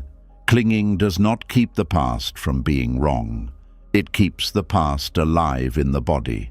There is a form of suffering that comes from pain, and there is a form of suffering that comes from resisting pain. Direct pain says, "This hurts." Resistance says, "This must not be here. I cannot feel this. I should be over this. This means I am weak. This ruins everything." Resistance turns pain into a battle against yourself. The pain is already there, and then the mind attacks the fact that it is there. Now there are two pains, the original feeling and the conflict with the feeling. Acceptance reduces the second pain. It does not always remove the first. If grief is present, grief may still ache. If loss happened, loss may still matter. If the body hurts, the body may still need care. But acceptance stops adding the extra violence of denial, shame, and inner argument. It says, "This is here." Those three words can be frightening because the mind thinks acceptance means surrendering to pain forever. But actually, "this is here" is the beginning of honest relationship. You cannot heal what you refuse to meet.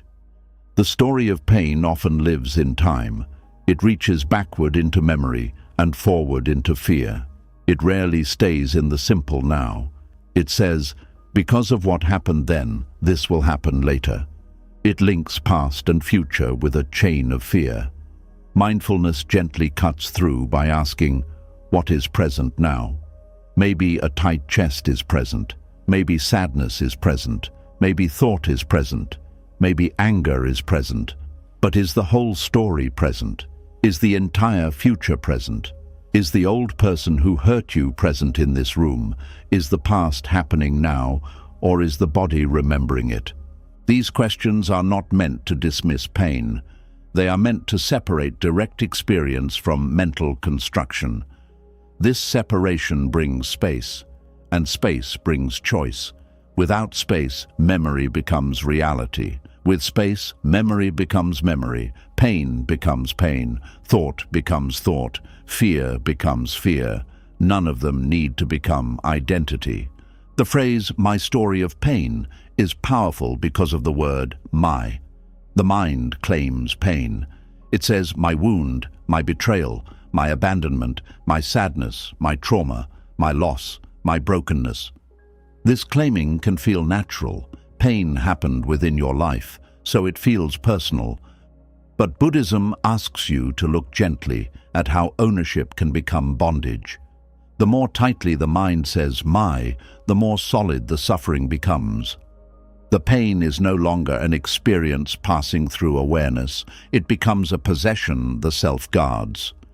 Sometimes people guard their pain because it is the last connection to something or someone.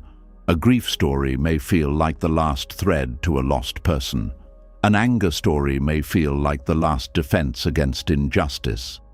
A betrayal story may feel like the last proof that you were not foolish. A childhood pain story may feel like the only witness to what the younger self endured. So the mind says "my" with both sadness and protection. It does not want to lose the story because it fears losing the meaning. But releasing ownership is not losing meaning. It is allowing meaning to mature. At first, meaning may be "this hurt me." Later, meaning may become "this taught me what needs compassion." Later still, it may become "this opened my eyes to suffering in others." And one day, meaning may become quiet, not needing to explain itself all the time. The event remains part of your path, but it is no longer the center of your name. Pain becomes "my story of pain" through language. Listen to the sentences you repeat inwardly. Some sentences heal, some sentences harden. I was hurt and I am learning to care for myself is different from I am damaged forever. I feel fear and I can move slowly is different from I cannot trust anything. This memory is painful is different from my life is only pain. Language can either create space or close the door. The words you use inside yourself become the atmosphere your heart breathes. This is why Buddhist practice often values right speech, not only toward others, but also inwardly. The way you speak to yourself shapes the way suffering moves. Harsh inner speech makes pain contract. Wise inner speech allows pain to be held without becoming identity. You do not need to lie to yourself with false positivity.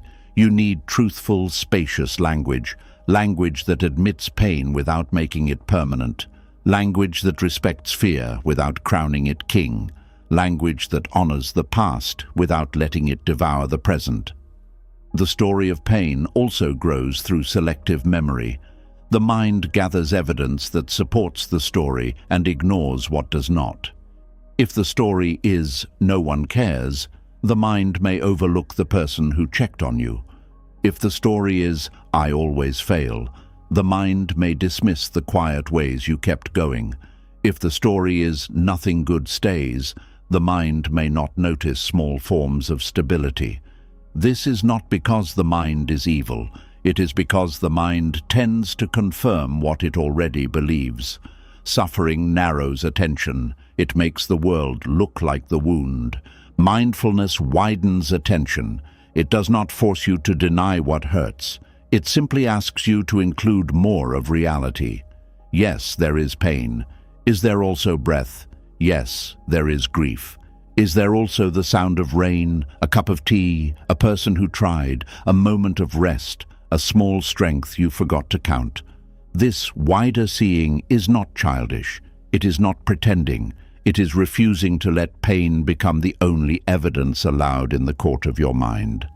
The story of pain often survives by making everything personal. A delayed reply becomes abandonment. A neutral face becomes judgment. A change in plans becomes rejection. Someone else's mood becomes proof that you are unsafe. The mind shaped by pain turns ordinary life into evidence for the old wound. This is exhausting. It means the body lives in constant reaction, not to reality alone, but to the meaning added on top of reality. Buddhist wisdom teaches perception carefully because perception is not always pure seeing. It is seeing mixed with memory, fear, desire, and past conditioning. You are not only seeing what is there, sometimes you are seeing what pain taught you to expect. This is why pausing matters. Before reacting, you can ask, what did I actually see? What did I add? What do I know? What am I assuming? Is this pain from now or pain from before entering now? These questions create a gap between event and story. In that gap, freedom breathes. Pain may need comfort. Story may need investigation. This distinction is very useful. When direct pain is present, be kind. Soothe the body. Allow tears. Rest. Speak gently. Reach for support. But when the story begins spinning, investigate. Is this true? Is it always true? What does this story want from me? What does it protect? What does it cost? Who would I be in this moment if I did not add this sentence to the pain? That last question can open a door. Who would you be if sadness was here, but the story "I will always be sad" was not added? Who would you be if fear was here, but the story "I am unsafe everywhere" was not added? Who would you be if memory was here, but the story "my life ended there" was not added? You may not become instantly peaceful, but you may feel space, and space is the beginning of release. The mind may say, but if I stop telling the story, I will forget the lesson. This is another fear, but wisdom does not require endless suffering. A lesson can remain without the wound being reopened every day. You can remember not to place your hand in fire without burning your hand every morning. You can learn discernment without reliving betrayal. You can keep boundaries without rehearsing every reason for them. You can carry wisdom lightly. This is one of the signs of healing. The lesson remains, but the identity softens. At first, the story may have been necessary. It helped you organize chaos. It gave words to something overwhelming. It helped you tell someone, "This is what happened to me." It helped you understand your reactions. Do not hate the story. At a certain stage, it may have served you. But every tool has a time. A cast helps a broken bone heal, but if you never remove it, it weakens the limb. In the same way, the story of pain may help you name the wound, but if you never loosen it, it can weaken your ability to live beyond the wound. Buddhist wisdom often works through direct contact with reality. It brings you back from the story to the sensation, from the sensation to awareness, from awareness to spaciousness. Instead of saying, "I am destroyed," you may notice, "There is pressure in my chest, heat in my face, a thought saying, 'I cannot go on,' and a memory rising." This may sound less dramatic, but it is more precise. Precision weakens the spell of identity. When you name what is actually happening, the mind has less room to turn it into a universe. There is freedom in saying, "A thought is here," instead of, "This is the truth." There is freedom in saying, "Fear is moving through me," instead of, "I am fear." There is freedom in saying, "Pain is present," instead of, "My life is pain." This language does not erase the experience. It places the experience in awareness instead of placing your whole self inside the experience. The story of pain often asks to be repeated. It wants to be told again, reviewed again, defended again. Sometimes telling your story is healing, especially when it has been hidden or denied. But repetition without release can become another form of clinging. You can tell the story so many times that you strengthen the identity more than you soothe the wound. The question is not, "Should I ever speak of my pain?" Of course you may need to speak. The question is this telling helping the pain move or helping the identity stay fixed? You can feel the difference. Healing speech often brings softness, clarity, breath, and a sense of being witnessed.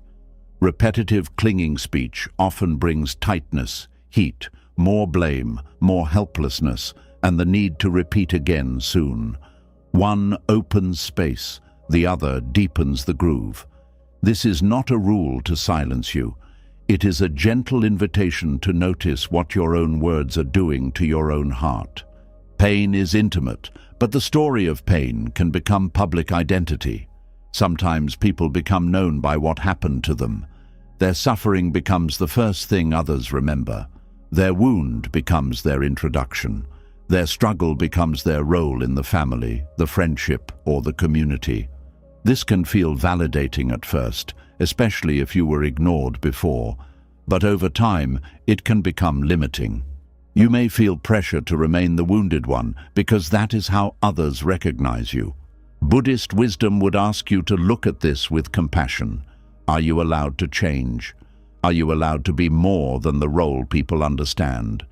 Are you allowed to become peaceful even if others still expect your pain?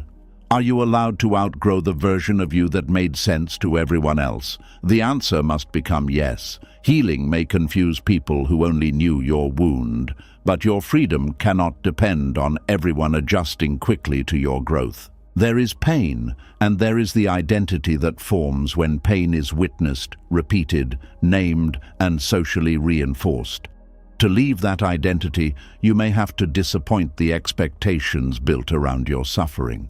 You may have to stop explaining yourself in the old way. You may have to speak less from the wound and more from the wisdom that grew after it.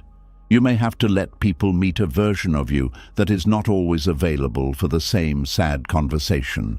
This is not arrogance. This is growth. The Buddhist difference between pain and my story of pain is not a small idea. It is one of the central doors to liberation. because as long as pain and story are fused together, you cannot touch pain without awakening the whole identity. A small sadness becomes your entire past. A small rejection becomes every rejection. A simple uncertainty becomes proof that life is unsafe.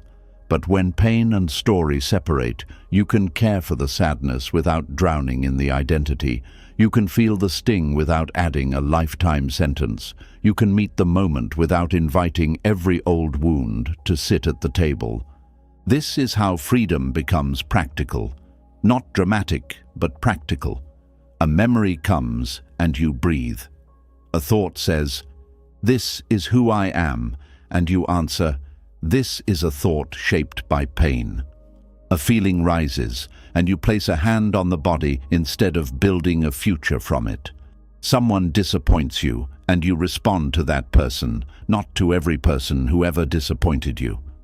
A quiet evening arrives, and instead of entering the old story, you let the quiet be quiet. These small changes are not small. They are how the story loses authority. The first arrow may still come. Life will still bring pain. People may still fail you. Loss may still visit. The body may still ache. Memories may still rise. But the second arrow can be understood. The second arrow can be softened. The second arrow does not need to be fired again and again by your own mind. This is not perfect control. It is practice. It is the gradual training of awareness to see suffering before it becomes self. And with time, something beautiful happens. Pain becomes less frightening because it no longer means identity. Sadness can come without convincing you that you are sadness. Fear can come without proving that your whole life is danger. A wound can speak without taking over the room. You begin to trust that experiences can move through you without becoming you. This is the heart of Buddhist freedom. Not a life without pain, but a life where pain is no longer turned into a prison by the story of me and mine. Not a life where memory disappears, but a life where memory no longer owns the present. Not a life where you become untouched, but a life where you are touched deeply and still remain wider than what touched you. And when you truly begin to see this, acceptance becomes less like defeat and more like wisdom. You are not accepting the story that says you are broken forever. You are accepting the direct truth of this moment. You are saying, pain is here, but I do not have to build a self out of it. Memory is here, but I do not have to live inside it. Fear is here, but I do not have to obey it as truth. The wound was real, but the story is not my master. That is where the old home of suffering begins to lose its final power, because the house was never built from pain alone. It was built from pain plus belief, pain plus repetition, pain plus identity, pain plus this is me. And now, through awareness, you begin removing one belief at a time, one repeated sentence at a time, one false permanence at a time, one unnecessary second arrow at a time. You may still feel pain, but you begin to stop becoming the story. And that is a quiet kind of liberation. You may still feel pain, but you begin to stop becoming the story. And this is where another hidden resistance appears, one that many people feel but rarely admit. The moment you stop becoming the story, a strange guilt may rise. It may feel as if you are turning your back on your own suffering. It may feel as if peace is asking you to betray the version of yourself that had to survive. And when you have suffered for too long, acceptance can feel less like freedom and more like abandoning the pain that has been your witness. That is why acceptance can feel so painful at first. Not because acceptance is wrong, but because the heart has confused letting go with betrayal. When you have carried pain for many years, it does not remain only a memory. It becomes a companion. A heavy companion, yes, but still a companion. It sat with you when no one understood. It followed you through silent nights. It explained why you could not trust easily. It gave shape to your anger. It gave language to your loneliness. It became the proof that something real happened. So when Buddhist wisdom gently says, "You can release this," the wounded mind may answer, "Release it? After all I went through, after all it cost me, after all the years I spent carrying it?" This is where acceptance feels like betrayal, because part of you may believe that if you stop suffering, you are saying the suffering was not serious. If you stop grieving, you are saying the loss did not matter. If you stop being angry, you are saying the wrong was acceptable. If you become peaceful, you are saying the wound was small. But this is not true. The wound does not need your lifelong suffering in order to remain real. What happened does not need to keep hurting you every day in order to be valid. Pain is not made more truthful by being repeated forever. A scar does not become false because it no longer bleeds. But the mind does not always understand this immediately. The mind may think, "If I heal, who will remember what happened?" This is especially true when your pain was ignored, dismissed, mocked, minimized, or misunderstood. When no one gave you the comfort you needed, your own suffering may have become the only witness you trusted. You may have carried it like evidence before an invisible court. Every tear, every sleepless night, every defensive reaction, every moment of withdrawal became a way of saying, "See, it was real. See, I did not make it up. See, it mattered." So acceptance may feel dangerous because it asks you to put down the evidence.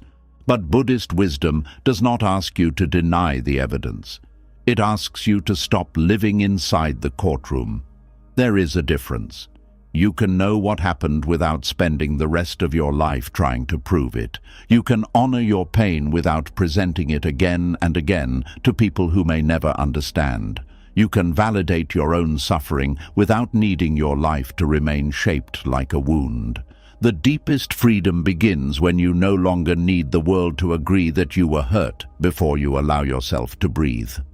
Acceptance feels like betrayal when suffering has become the way you stay loyal to your younger self. Somewhere inside, there may be a version of you who was hurt, abandoned, confused, rejected, or left alone with feelings too heavy to carry.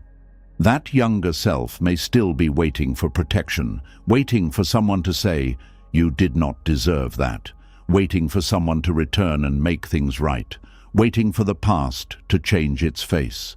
And because that younger self still feels frozen in the pain, the adult self may feel guilty for moving on. It may feel cruel to step toward peace, while a part of you still feels stuck back there.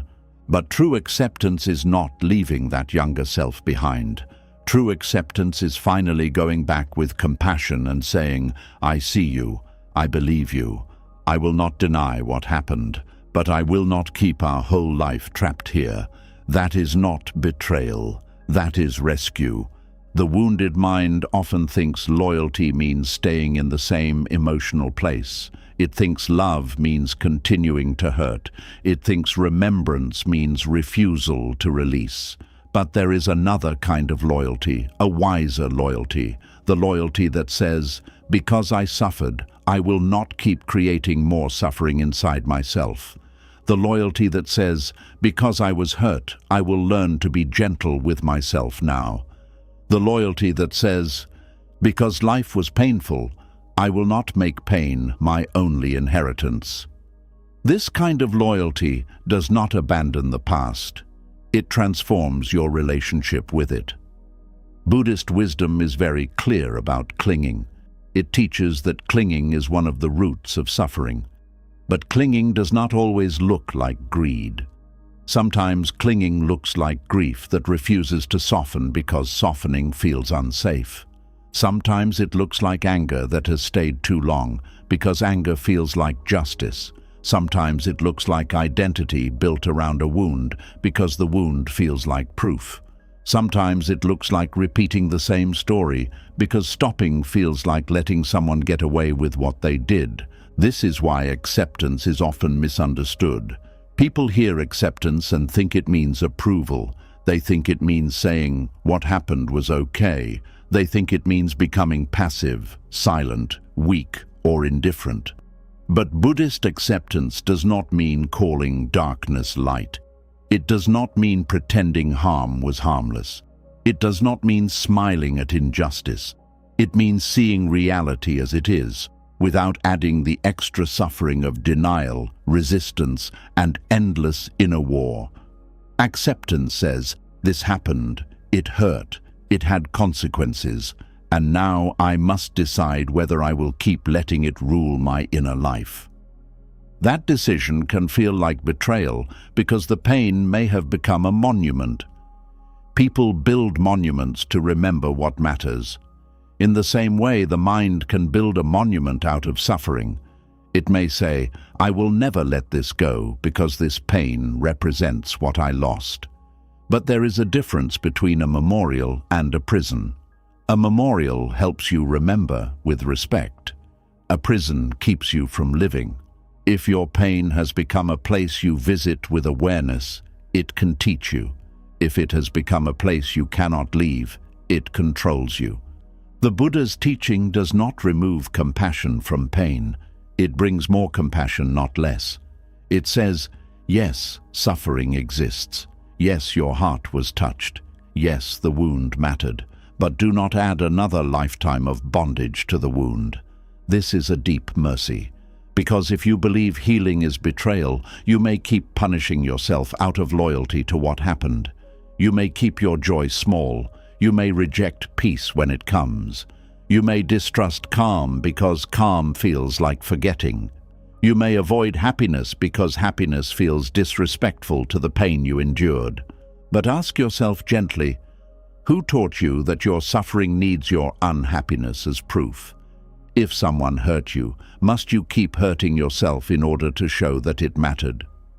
If life took something from you, must you also give life your peace, your future, your softness, your ability to love, your ability to rest? If a season broke your heart, must every season after it bow down to that brokenness?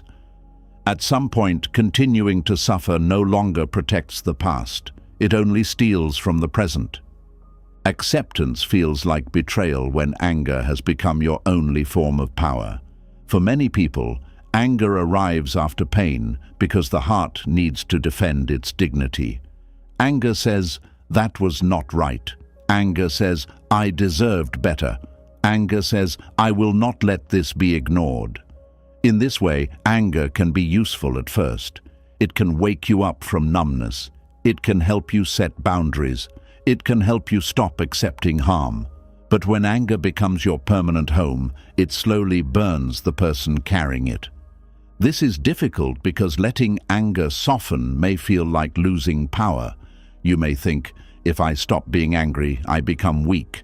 If I stop holding this fire, I let them win. But Buddhist wisdom would ask, who is being burned by this fire now? If your anger helps you take wise action, listen to it. If it helps you protect your life, respect it.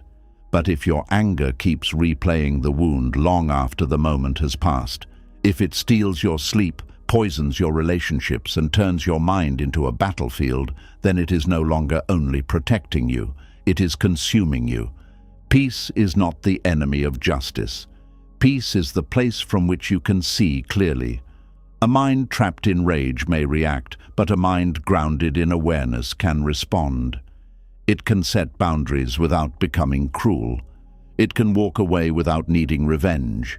It can remember without being ruled by memory. It can say, this was wrong, without letting wrongness become its whole personality. Acceptance also feels like betrayal when grief has become the last thread of love. Sometimes people are afraid to heal because they fear healing will weaken their connection to what they lost. If they stop crying, will it mean they stopped caring? If they feel joy again, will it mean they have forgotten? If they build a new life, will it mean the old life no longer mattered? These fears can make the heart cling to sorrow as if sorrow is proof of love. But love is not measured only by pain. Love can remain as gratitude. Love can remain as tenderness. Love can remain as wisdom. Love can remain as the way you live, the way you treat others, the way you carry forward what mattered. Grief may be one expression of love, but it is not the only expression. If you believe grief must stay sharp forever for love to stay real, you may deny love the chance to become spacious. Buddhist wisdom teaches impermanence not to make the heart cold, but to help the heart hold life more wisely. Everything changes. The form changes. The closeness changes. The body changes. The relationship changes. The season changes. But love, when purified by awareness, does not have to remain trapped in the shape of pain. It can become blessing. It can become compassion. It can become a quiet strength that says, "This mattered deeply, and because it mattered, I will live with more presence, not less." Acceptance feels like betrayal when you believe suffering is the price of meaning. Some people have endured so much that pain becomes the deepest thing they know. They begin to feel that suffering makes them serious, wise, special, or spiritually deep. They may not say this openly, but somewhere inside, they may fear that without pain, they will become ordinary. Without the wound, what will make them different? Without the struggle, what will give their life weight? Without the story, what will people see? This is another hidden attachment. The mind can become proud of its suffering. Not proud in a shallow way, but proud because suffering became proof of endurance. Look how much I survived. Look how deeply I feel. Look how much I understand. And truly, survival deserves respect. But the purpose of wisdom is not to remain wounded so you can feel deep. The purpose of wisdom is to see clearly enough that you do not need pain to prove your depth. A peaceful person is not a shallow person. A calm heart is not an empty heart. A healed mind is not a mind without history. Sometimes the deepest people are those who no longer need to display their pain to be real. They have suffered, yes, but they do not force every conversation to kneel before their suffering. They have wounds, yes, but they do not turn every wound into a throne. They have memories, yes, but they do not let memory speak louder than the present moment. This is the maturity acceptance invites. But the transition is not easy. After long suffering, your whole inner system may be organized around the wound. Your habits, your reactions, your relationships, your expectations, even your dreams may have been shaped by it. So when acceptance begins, it may feel like the floor is being removed. You may ask, if I am not fighting this anymore, what do I do with myself? If I am not defending my pain, who am I? If I am no longer waiting for someone to admit they hurt me, where does my energy go? These are honest questions. They show that suffering has been doing more than hurting you.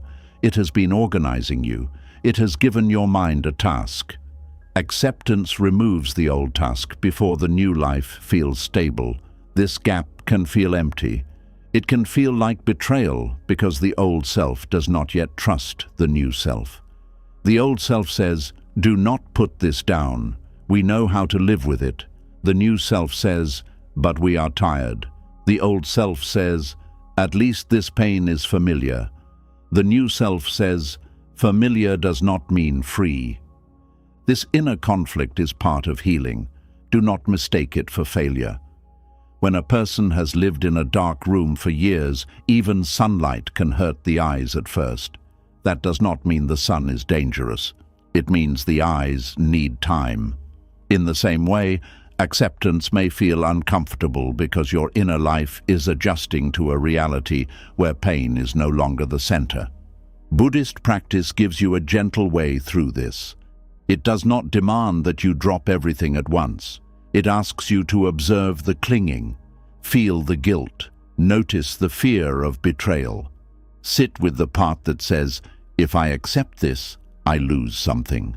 Then ask softly, "What do I believe I am losing?" Maybe you believe you are losing proof. Maybe you believe you are losing identity. Maybe you believe you are losing connection. Maybe you believe you are losing the right to be angry. Maybe you believe you are losing the seriousness of what happened. Once you see what you fear losing, you can answer it with wisdom. If you fear losing proof, remind yourself, my pain does not need to continue for my past to be real. If you fear losing identity, remind yourself, I am more than the wound. If you fear losing connection, remind yourself, love can remain without constant suffering. If you fear losing anger, remind yourself, I can keep the lesson without keeping the fire in my own body. If you fear losing the seriousness of what happened, remind yourself, peace does not make the past smaller, it makes my life larger. This kind of inner reassurance matters. Healing is not only insight, it is repeated re-education of the heart. The wounded mind has heard the old story many times. It will not trust a new truth after hearing it once. You must speak wisdom repeatedly, not as a slogan, but as medicine. Slowly, the heart begins to understand that acceptance is not abandonment, it is protection from further inner harm. Acceptance can also feel like betrayal when you are still waiting for the past to be repaired. There may be a secret belief inside you that says, if I hold on long enough, something will change. They will apologize. They will understand. Life will give back what it took. The old wound will finally receive the perfect answer. And sometimes, yes, repair happens. People apologize. Clarity comes. Relationships heal. But often, the exact repair the heart wants does not arrive. Then the question becomes painful. Will you remain chained to a repair that may never come? Buddhist wisdom does not ask this question harshly. It asks with compassion. It knows the heart longs for things to be made right. But it also knows that clinging to what cannot be controlled creates more suffering. Acceptance means you stop making your freedom dependent on someone else's awakening. You stop placing the key to your peace in the hands of a person who may never know how to hold it. You stop waiting for the past to become kind before you become kind to yourself. This is not fair, and it is okay to admit that. Healing often asks work from the person who was hurt. That can feel unfair. But there is a difference between unfairness and impossibility. It may be unfair that you have to heal what you did not choose. But it is still possible to heal. It may be unfair that someone else's actions shaped your pain, but it is still possible to stop giving their actions the power to shape every future breath. It may be unfair that closure never came from outside, but it is still possible to create an inner closure based on truth, compassion, and release. Acceptance feels like betrayal when you confuse release with permission. The mind says, if I release this, I am allowing it. But release does not give the past permission. The past already happened. Release gives your present self permission to stop being dominated by what happened. This is a completely different thing. You are not freeing the event from responsibility. You are freeing yourself from endless captivity to the event. Think of a heavy stone carried in the arms. You may say, I cannot put this down because someone gave it to me unfairly. That may be true, but your arms are still the ones aching now. Putting it down does not mean the person was right to give it to you. It means you are no longer willing to let your whole life be shaped by carrying it. This is the mercy of acceptance. There is another layer to this. Sometimes pain becomes a way to avoid the unknown. As long as you remain attached to suffering, you know what your life is about. You know your role. You know your complaint. You know your emotional position. But if you accept, you must enter a life where your energy is no longer organized around pain. You may have to discover joy. You may have to make choices. You may have to risk new relationships. You may have to create meaning instead of only explaining damage. That can feel frightening. So the mind may call acceptance betrayal when it is actually afraid of responsibility. This does not make the mind bad, it makes it human. Freedom can be frightening because freedom asks, now what? Once you are not spending all your energy fighting the past, you must decide how to live. This is a sacred question, but it can feel heavy. The wounded identity had answers. The free self must learn. This is why acceptance must be paired with patience. Do not expect yourself to release a long-held identity in one emotional moment. Do not expect the heart to trust peace immediately. Do not force yourself to feel grateful for lessons that still hurt. Acceptance is not a performance. It is a practice of telling the truth without turning the truth into a cage. You may begin with a very simple form of acceptance. This happened. Not, this was okay. Not, I am over it. Not, I understand everything. Just, this happened. Then, it hurt me. Then, it shaped me. Then, I have been carrying it. Then, I can begin to relate to it differently. These sentences move slowly because the heart moves slowly, but each one brings you closer to freedom. Acceptance also means accepting your resistance to acceptance. This is very important. Many people suffer because they are not only in pain, they are angry at themselves for not being past the pain. They think, I should have let go by now. I should be wiser. I should be stronger. Why does this still affect me? But this inner pressure only creates another layer of suffering. Buddhist wisdom would say, notice that too.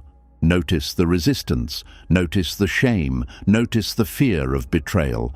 Let even that be included in awareness. When everything is allowed to be seen, nothing has to hide in the dark. If acceptance feels like betrayal, you do not need to pretend it feels beautiful. You can say, a part of me feels guilty for healing. That honesty is already acceptance. You can say, a part of me is afraid that peace will erase my pain. That awareness is already a doorway. You can say, a part of me still wants the world to know how much it hurt. That truth, held gently, is not weakness. It is the beginning of maturity. The more honestly you meet these parts, the less they need to control you. The part that fears betrayal does not need to be silenced. It needs to be understood. It needs to hear again and again that healing does not mean the pain was fake. It needs to hear that peace does not erase the past. It needs to hear that you can stop suffering without becoming disloyal to yourself. It needs to hear that the wound is allowed to be real, even if your life becomes beautiful afterward. That last truth may be the hardest. Your wound is allowed to be real, even if your life becomes beautiful afterward. Your past is allowed to be painful, even if your future becomes peaceful. Your loss is allowed to matter, even if laughter returns. Your betrayal is allowed to be wrong, even if trust slowly grows again. Your grief is allowed to be sacred, even if joy begins to sit beside it. This is not contradiction. This is wholeness. The mind, trapped in suffering, thinks only one thing can be true at a time. Either I hurt or I heal. Either it mattered or I move on. Either I remember or I betray. Buddhist wisdom teaches a wider way. Pain and peace can both be part of the path. Memory and freedom can exist together. Compassion for the wounded self and movement toward a new life can happen at the same time. You do not have to choose between honoring what happened and allowing yourself to live. Acceptance becomes betrayal only when you believe suffering is the only honest response to suffering. But there are other honest responses. Wisdom is honest. Boundaries are honest. Compassion is honest. Rest is honest. Rebuilding is honest. Silence can be honest. Joy can be honest. A peaceful life after pain can be one of the most honest responses of all, because it says, what happened mattered, but it will not be allowed to become the whole story. There is deep courage in that. Not the loud courage of proving something to others, but the quiet courage of no longer using your own pain as a weapon against your future. The courage to stop asking suffering to validate you. The courage to let the past be real without making it your ruler. The courage to disappoint the part of you that still believes healing is disloyal. The courage to say, I can love the self who suffered without remaining trapped in the suffering. This is where Buddhist acceptance becomes an act of compassion. You are not forcing the heart to forget. You are allowing the heart to stop bleeding for the sake of proof. You are not telling the old wound to disappear. You are telling it, you do not have to carry my whole identity anymore.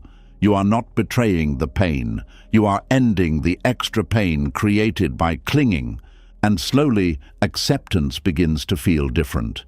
At first, it may feel like dropping your guard. Then it may feel like guilt. Then it may feel like emptiness. Then it may feel like quiet. Then, one day, it may feel like mercy. The mercy of not needing to repeat the story every day. The mercy of not needing to keep your body tense to prove you were hurt. The mercy of not needing an apology before you breathe. The mercy of not needing pain to be your name. This mercy does not come all at once. It comes in small moments when you choose not to reopen the wound unnecessarily. When you remember without feeding the fire.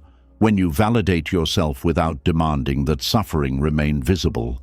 When you allow one peaceful breath without suspicion. When you let a good moment be good, even though painful moments came before it. When you realize that the past can be part of you without being all of you. That is when the feeling of betrayal begins to soften.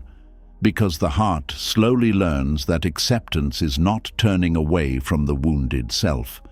It is turning toward that self with more love than suffering ever could. Suffering may have kept the wound alive, but acceptance begins to care for the one who was wounded. Suffering says, stay here with me forever. Acceptance says, I will not abandon you, but I will not let this be the end of us.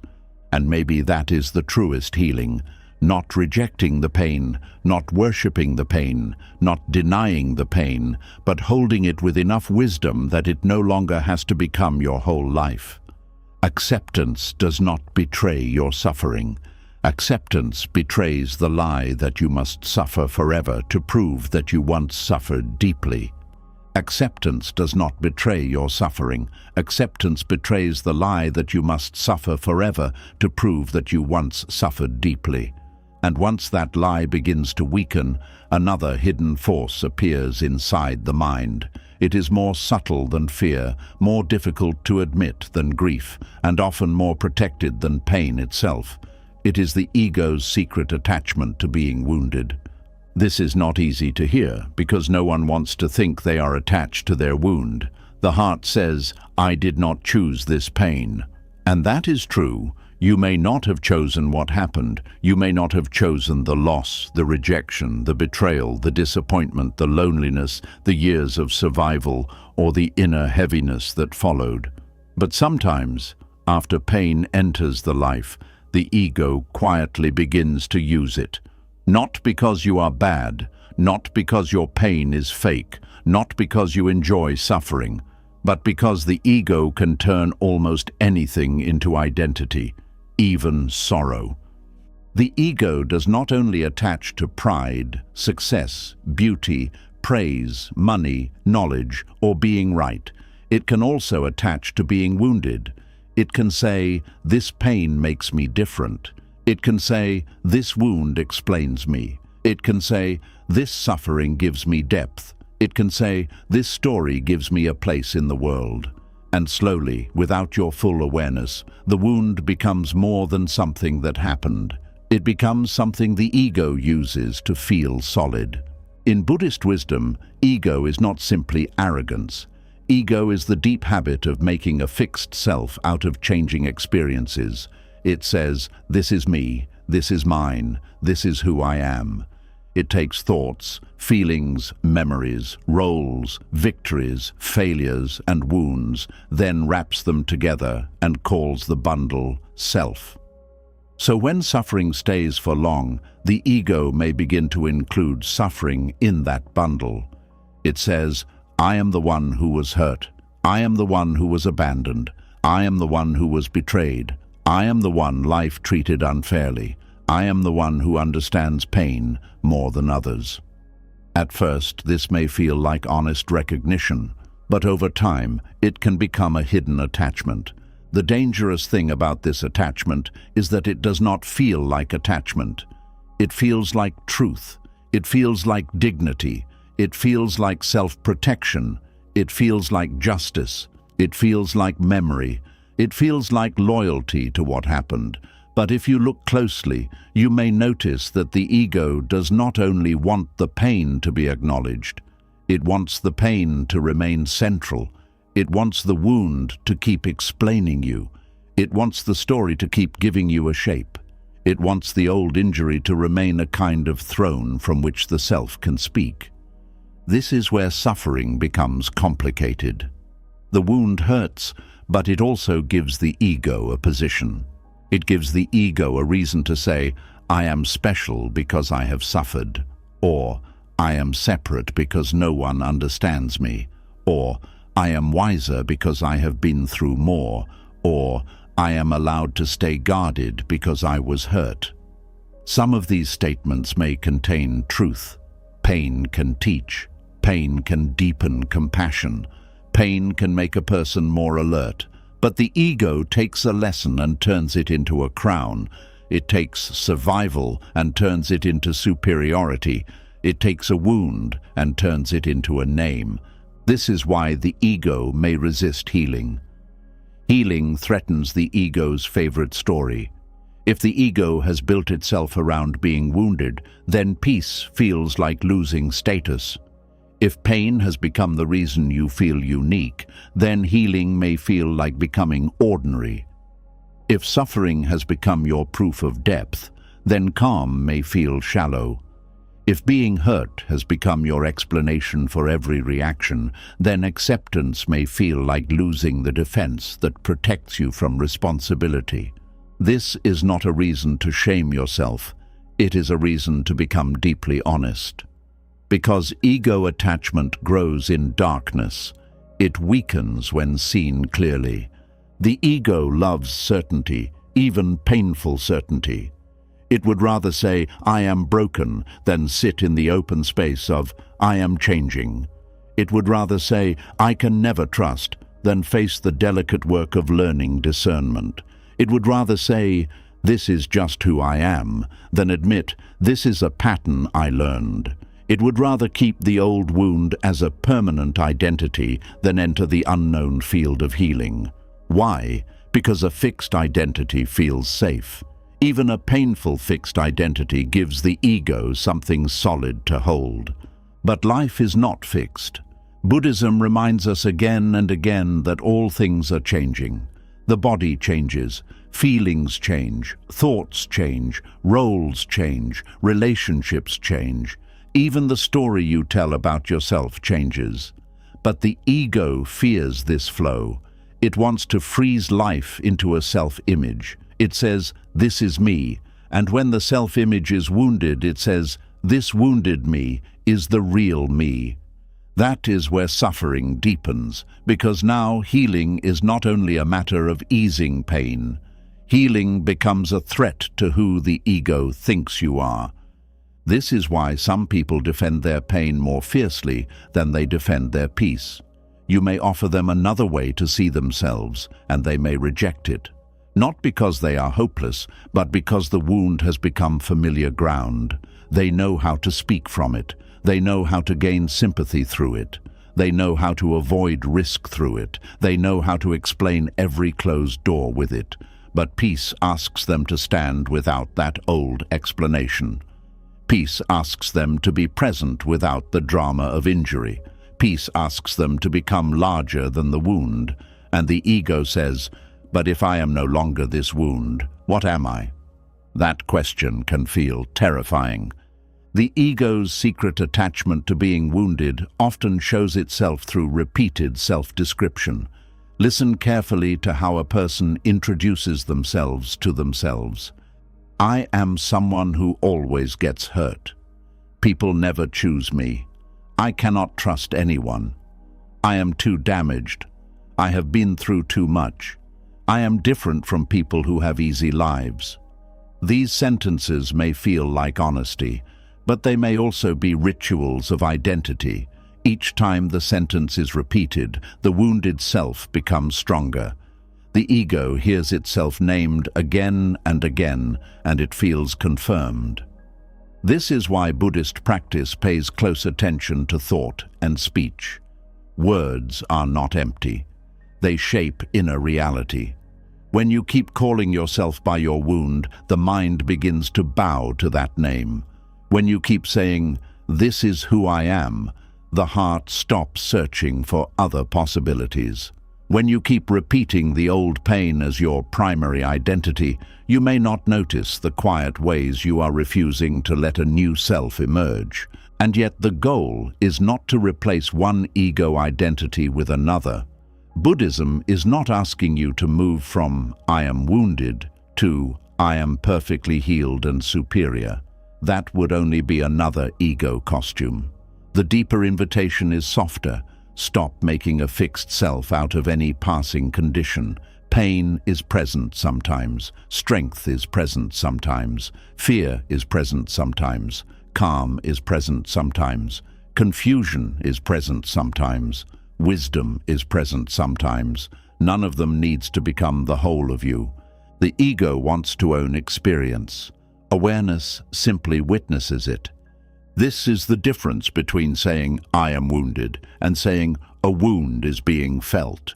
The first creates identity. The second creates space. The first becomes a prison. The second becomes a doorway. When you say, "I am wounded," the wound becomes the center of the self. When you say, "Pain is present," you are still honest, but you are no longer trapped inside the pain as your only name. The ego may also attach to being wounded because the wound gives moral advantage. This is a very subtle point. When a person has been hurt, they may unconsciously begin to feel that their suffering makes them more righteous, more innocent, or more entitled to be understood without question. Their pain becomes a shield against correction. It says, "Because I suffered, no one can challenge me." It says, "Because I was hurt, my reactions are always justified." It says, "Because I have endured, I do not need to examine how I may now be hurting myself or others." This is where pain can become spiritually dangerous. A wound can make you humble, but it can also make you self-protective in a way that refuses accountability. It can open the heart, but it can also harden the ego. It can deepen compassion, but it can also create a hidden belief that your suffering makes you exempt from growth. Buddhist wisdom does not allow this kind of hiding. It offers compassion, yes, but it also offers clear seeing. It says, "You were hurt, and now you must look at what you are doing with that hurt." This is not blame. It is liberation. Because if your wound has become an excuse for every reaction, you remain trapped. If your past has become the reason you never question your present behavior, you remain chained to the past. If your suffering has become a shield against honest reflection, then the wound has become the ego's hiding place. And as long as the ego hides inside the wound, healing will feel like exposure. The wounded ego often says, "Do not ask me to change. Look at what I have been through." But wisdom says, "Because of what you have been through, you deserve to change."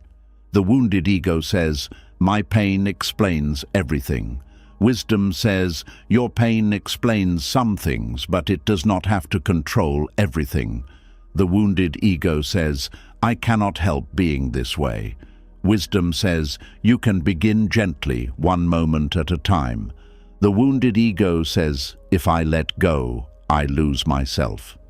Wisdom says, "If you let go, you may finally meet yourself without the wound standing in front." There is a kind of identity that forms when suffering becomes a source of attention. This must be spoken about with tenderness. Some people did not receive love when they were joyful, calm, or simply present.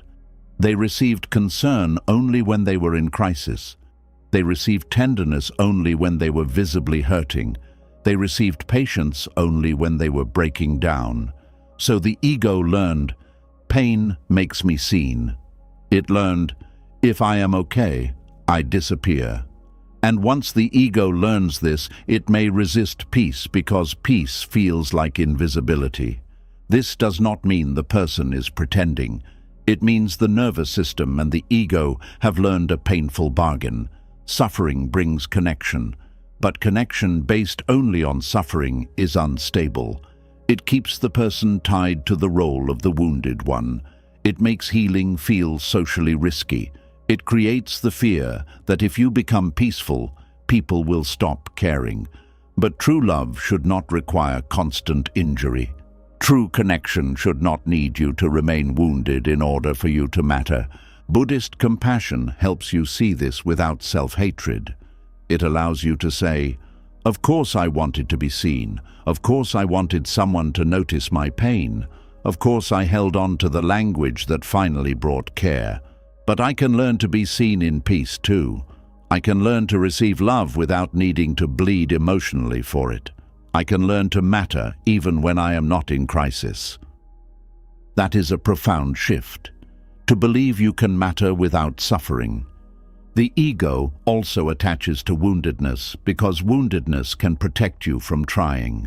If you believe you are too damaged, then you do not have to risk beginning again.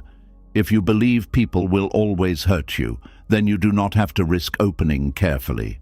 If you believe life is already against you, then you do not have to risk hope. If you believe healing is impossible, then you do not have to face the slow discipline healing requires. Pain becomes not only a wound, but a hiding place from possibility. Possibility can be frightening because it asks something from you. It asks for movement. It asks for responsibility. It asks for patience. It asks for the courage to live without the old excuse. The ego may prefer the sadness it knows to the freedom that asks it to grow. This is why the wounded identity can feel strangely comfortable. It lowers the demand of life. It says, I cannot. It says, do not expect too much from me. It says, I am this way because of what happened. But underneath those sentences there may be a quiet fear of discovering that you are capable of more than your pain has allowed. And that discovery can be both beautiful and frightening, because if you are capable of more, then a new life becomes possible, and if a new life is possible, then the old identity must loosen. The ego does not like loosening. It wants to survive. It wants to remain the main character of your inner story. If it has been playing the role of the wounded one for years, it will not step down easily. It may create guilt. It may create fear. It may create suspicion. It may tell you peace is fake, healing is betrayal, joy is unsafe, and acceptance is weakness. It will say anything to keep its position. This is why mindfulness is necessary. You cannot argue with the ego in the same language it uses. The ego loves argument because argument keeps it central. You must observe it. You must notice how it moves. Notice when it turns pain into importance. Notice when it uses hurt to avoid responsibility. Notice when it prefers sympathy over freedom. Notice when it repeats the wound because silence feels empty. Notice when it rejects peace because peace does not give it a dramatic role. Observation weakens identification. When you can say, the wounded ego is speaking, you are no longer completely inside it. You have become the witness. That witness is not cold. It is not cruel. It is spacious. It sees the wounded ego with compassion, but it does not obey every demand. It can say, I understand why you cling. I understand why you fear being ordinary. I understand why pain gave you a sense of self. But we are not here to live forever as a wound. The ego's attachment to being wounded can also appear as comparison. It may compare suffering with others. It may say they do not understand real pain. It may feel secretly offended when others speak of their struggles. It may minimize other people's wounds because it wants its own wound to remain special. This is painful to admit, but important. When suffering becomes identity, the ego may begin protecting its rank in the world of pain. It wants to be the one who suffered most, endured most, understood most deeply.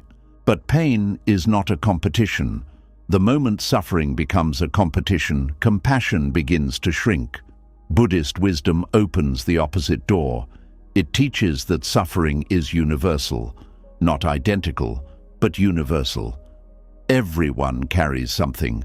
Everyone meets loss, fear, aging, uncertainty, disappointment, and change. When you see this deeply, your own wound does not become less real. It becomes connected to the human condition. Your pain stops isolating you and begins to soften you. This is a major movement from ego to compassion. Ego says, "My pain makes me separate." Compassion says, "My pain helps me understand others." Ego says, "No one hurts like I hurt." Compassion says, "Many beings know sorrow in different forms." Ego says, "My wound makes me special." Compassion says, "My wound can make me kind." This does not reduce your suffering. It releases the need to use suffering as a badge. There is dignity in pain, but there is danger in worshipping it. There is wisdom in remembering, but there is danger in making memory your altar. There is strength in survival, but there is danger in refusing to become anything beyond a survivor. The ego can take the most sacred parts of your healing and turn them into identity. Even spiritual language can become ego's clothing. A person can say, "I am healing," but secretly become attached to being seen as the wounded healer, the deep one, the one with the most powerful story.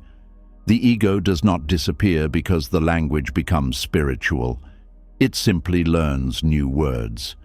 This is why Buddhist wisdom keeps returning to direct seeing, not the image of healing, not the identity of being wise, not the performance of depth, direct seeing. What is happening now? Is there clinging? Is there fear? Is there pride in pain? Is there resistance to peace? Is there a secret wish to be recognized through suffering? Is there a part of you that does not want to release the wound because the wound gives you importance? These questions are not comfortable, but they are cleansing. They bring humility, and humility is medicine for the wounded ego.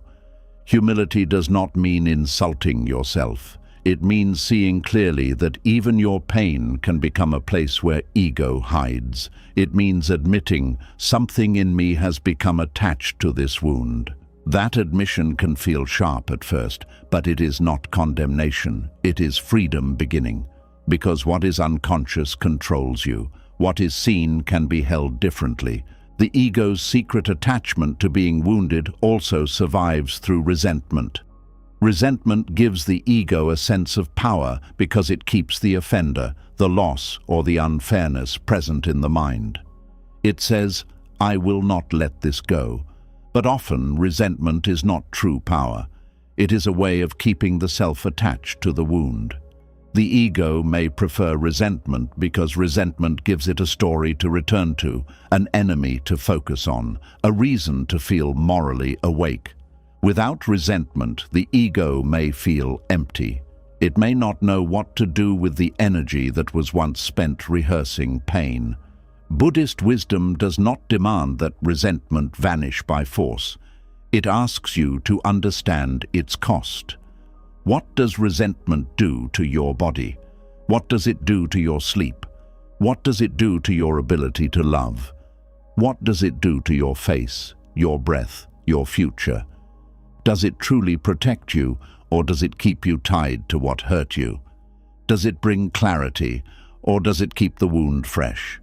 Does it make wise action possible, or does it keep you circling the same fire? When resentment is seen clearly, it begins to lose its holiness. You stop treating it as proof of self-respect.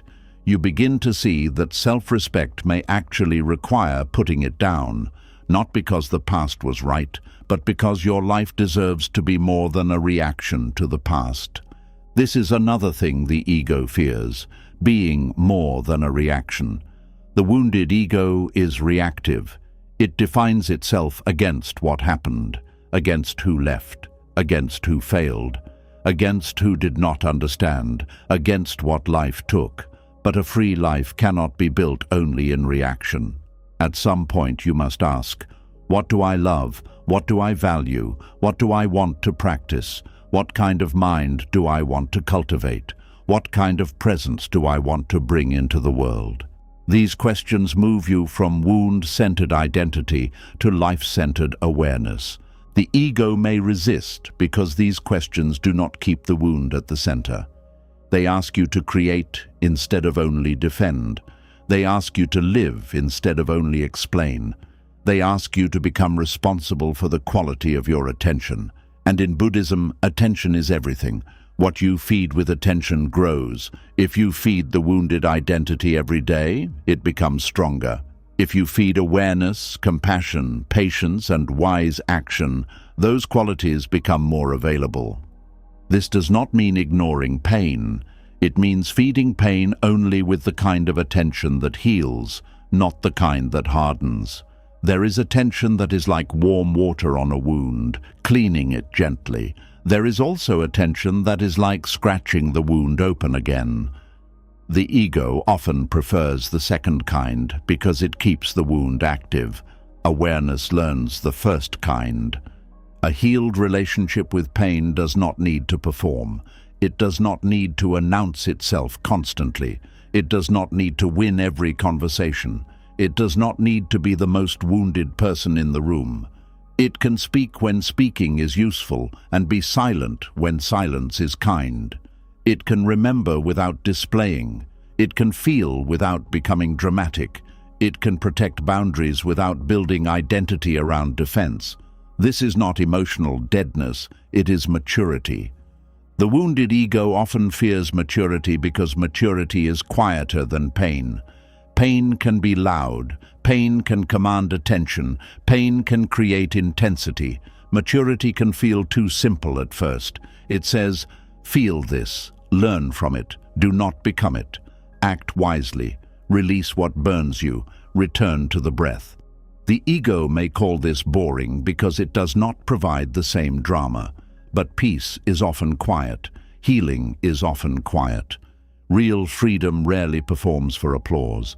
This is why the ego may keep looking for conflict. Conflict gives wounded identity something to do. If there is conflict, the ego can feel justified. It can say, see, I knew I had to be guarded. It can return to its old role. But without conflict, the ego has to face itself. It has to sit in stillness. It has to feel the emptiness beneath the story. It has to admit that some of the battle is now being continued from within. This is painful, but it is also a doorway. When outer enemies disappear and inner war remains, you begin to see that the work is no longer only about what happened. It is about the self that formed around what happened. This is exactly where Buddhist practice becomes powerful.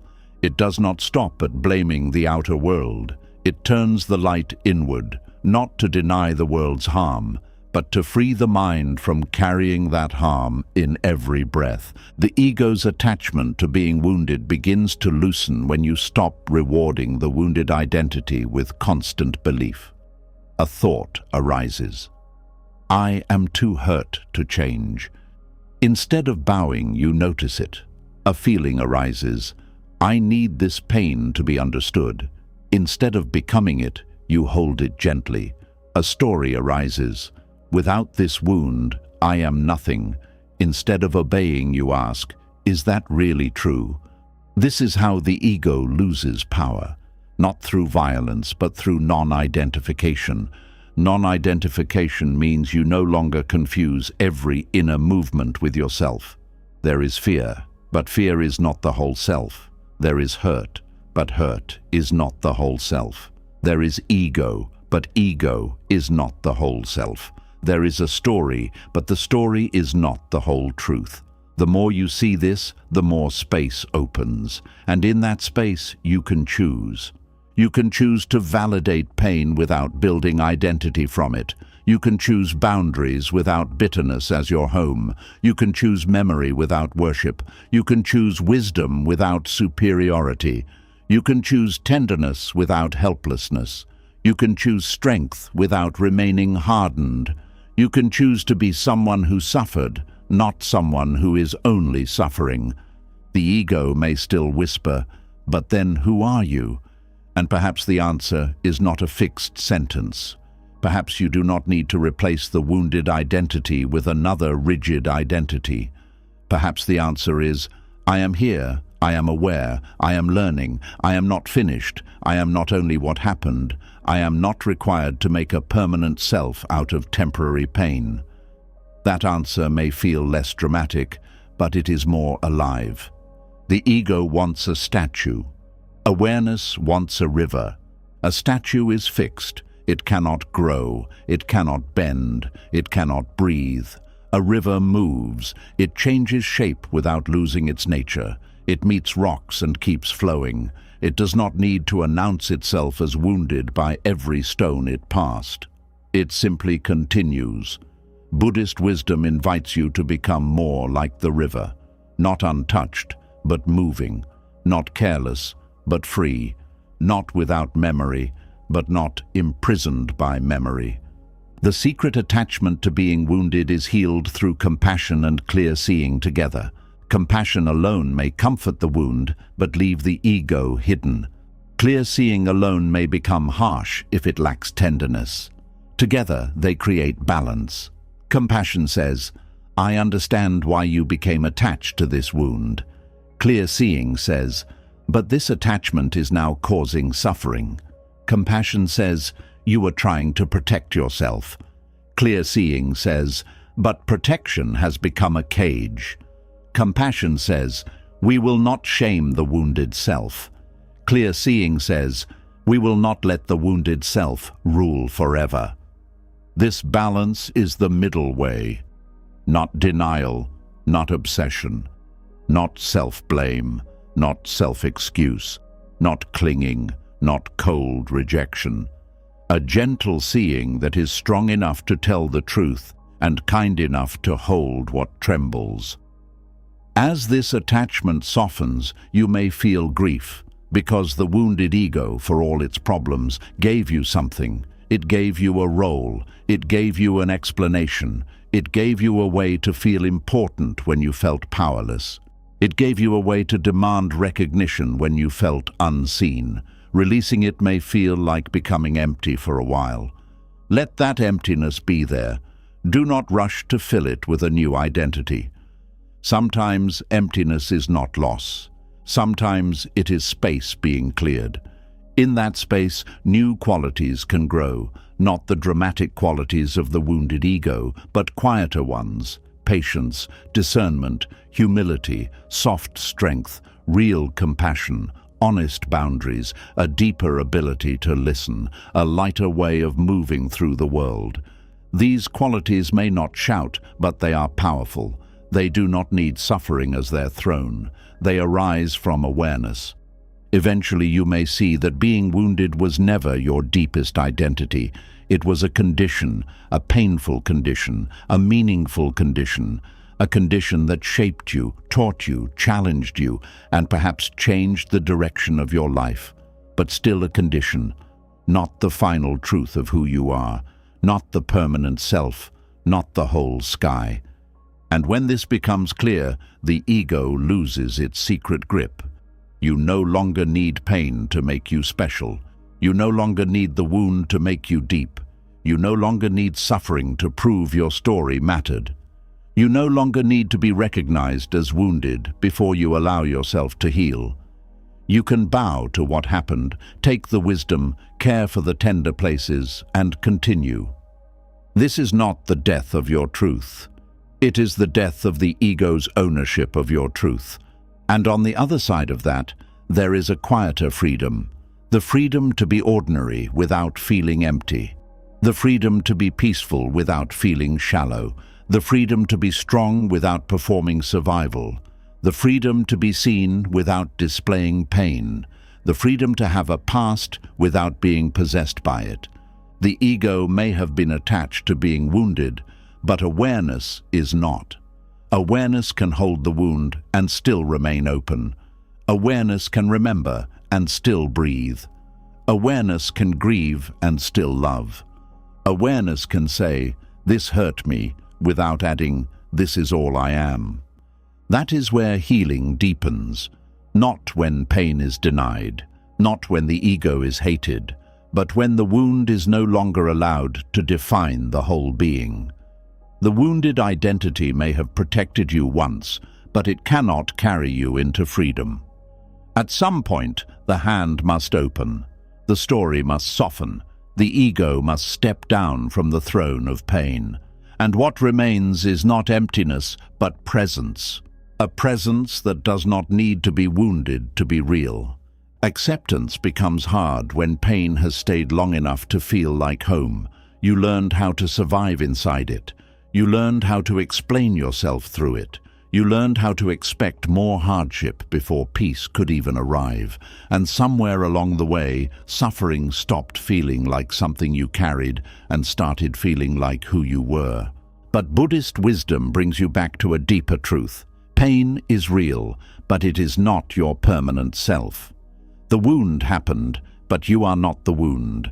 The story shaped you, but it does not have to own you. The ego may cling to being wounded, the mind may fear peace, and the heart may feel guilty for letting go, but acceptance is not betrayal. Acceptance is the quiet moment you stop asking your suffering to prove your worth. You do not need to keep bleeding to prove you were hurt. You do not need to keep carrying the past to show that it mattered. You do not need to remain the abandoned one, the betrayed one, the broken one, or the one who always expects pain. You can honor what happened without living there. You can remember without becoming trapped. You can heal without pretending it never hurt. And maybe this is the wisdom you were meant to carry tonight. Freedom does not begin when every pain disappears. Freedom begins when you stop calling pain your name. If this message touched something deep in you, write in the comments, "I am more than my pain." Let that be your quiet promise to yourself, and let others reading it know they are not walking this path alone. And if you want more Buddhist wisdom for healing, peace, and inner freedom, subscribe to the channel and turn on the bell so you do not miss the next lesson.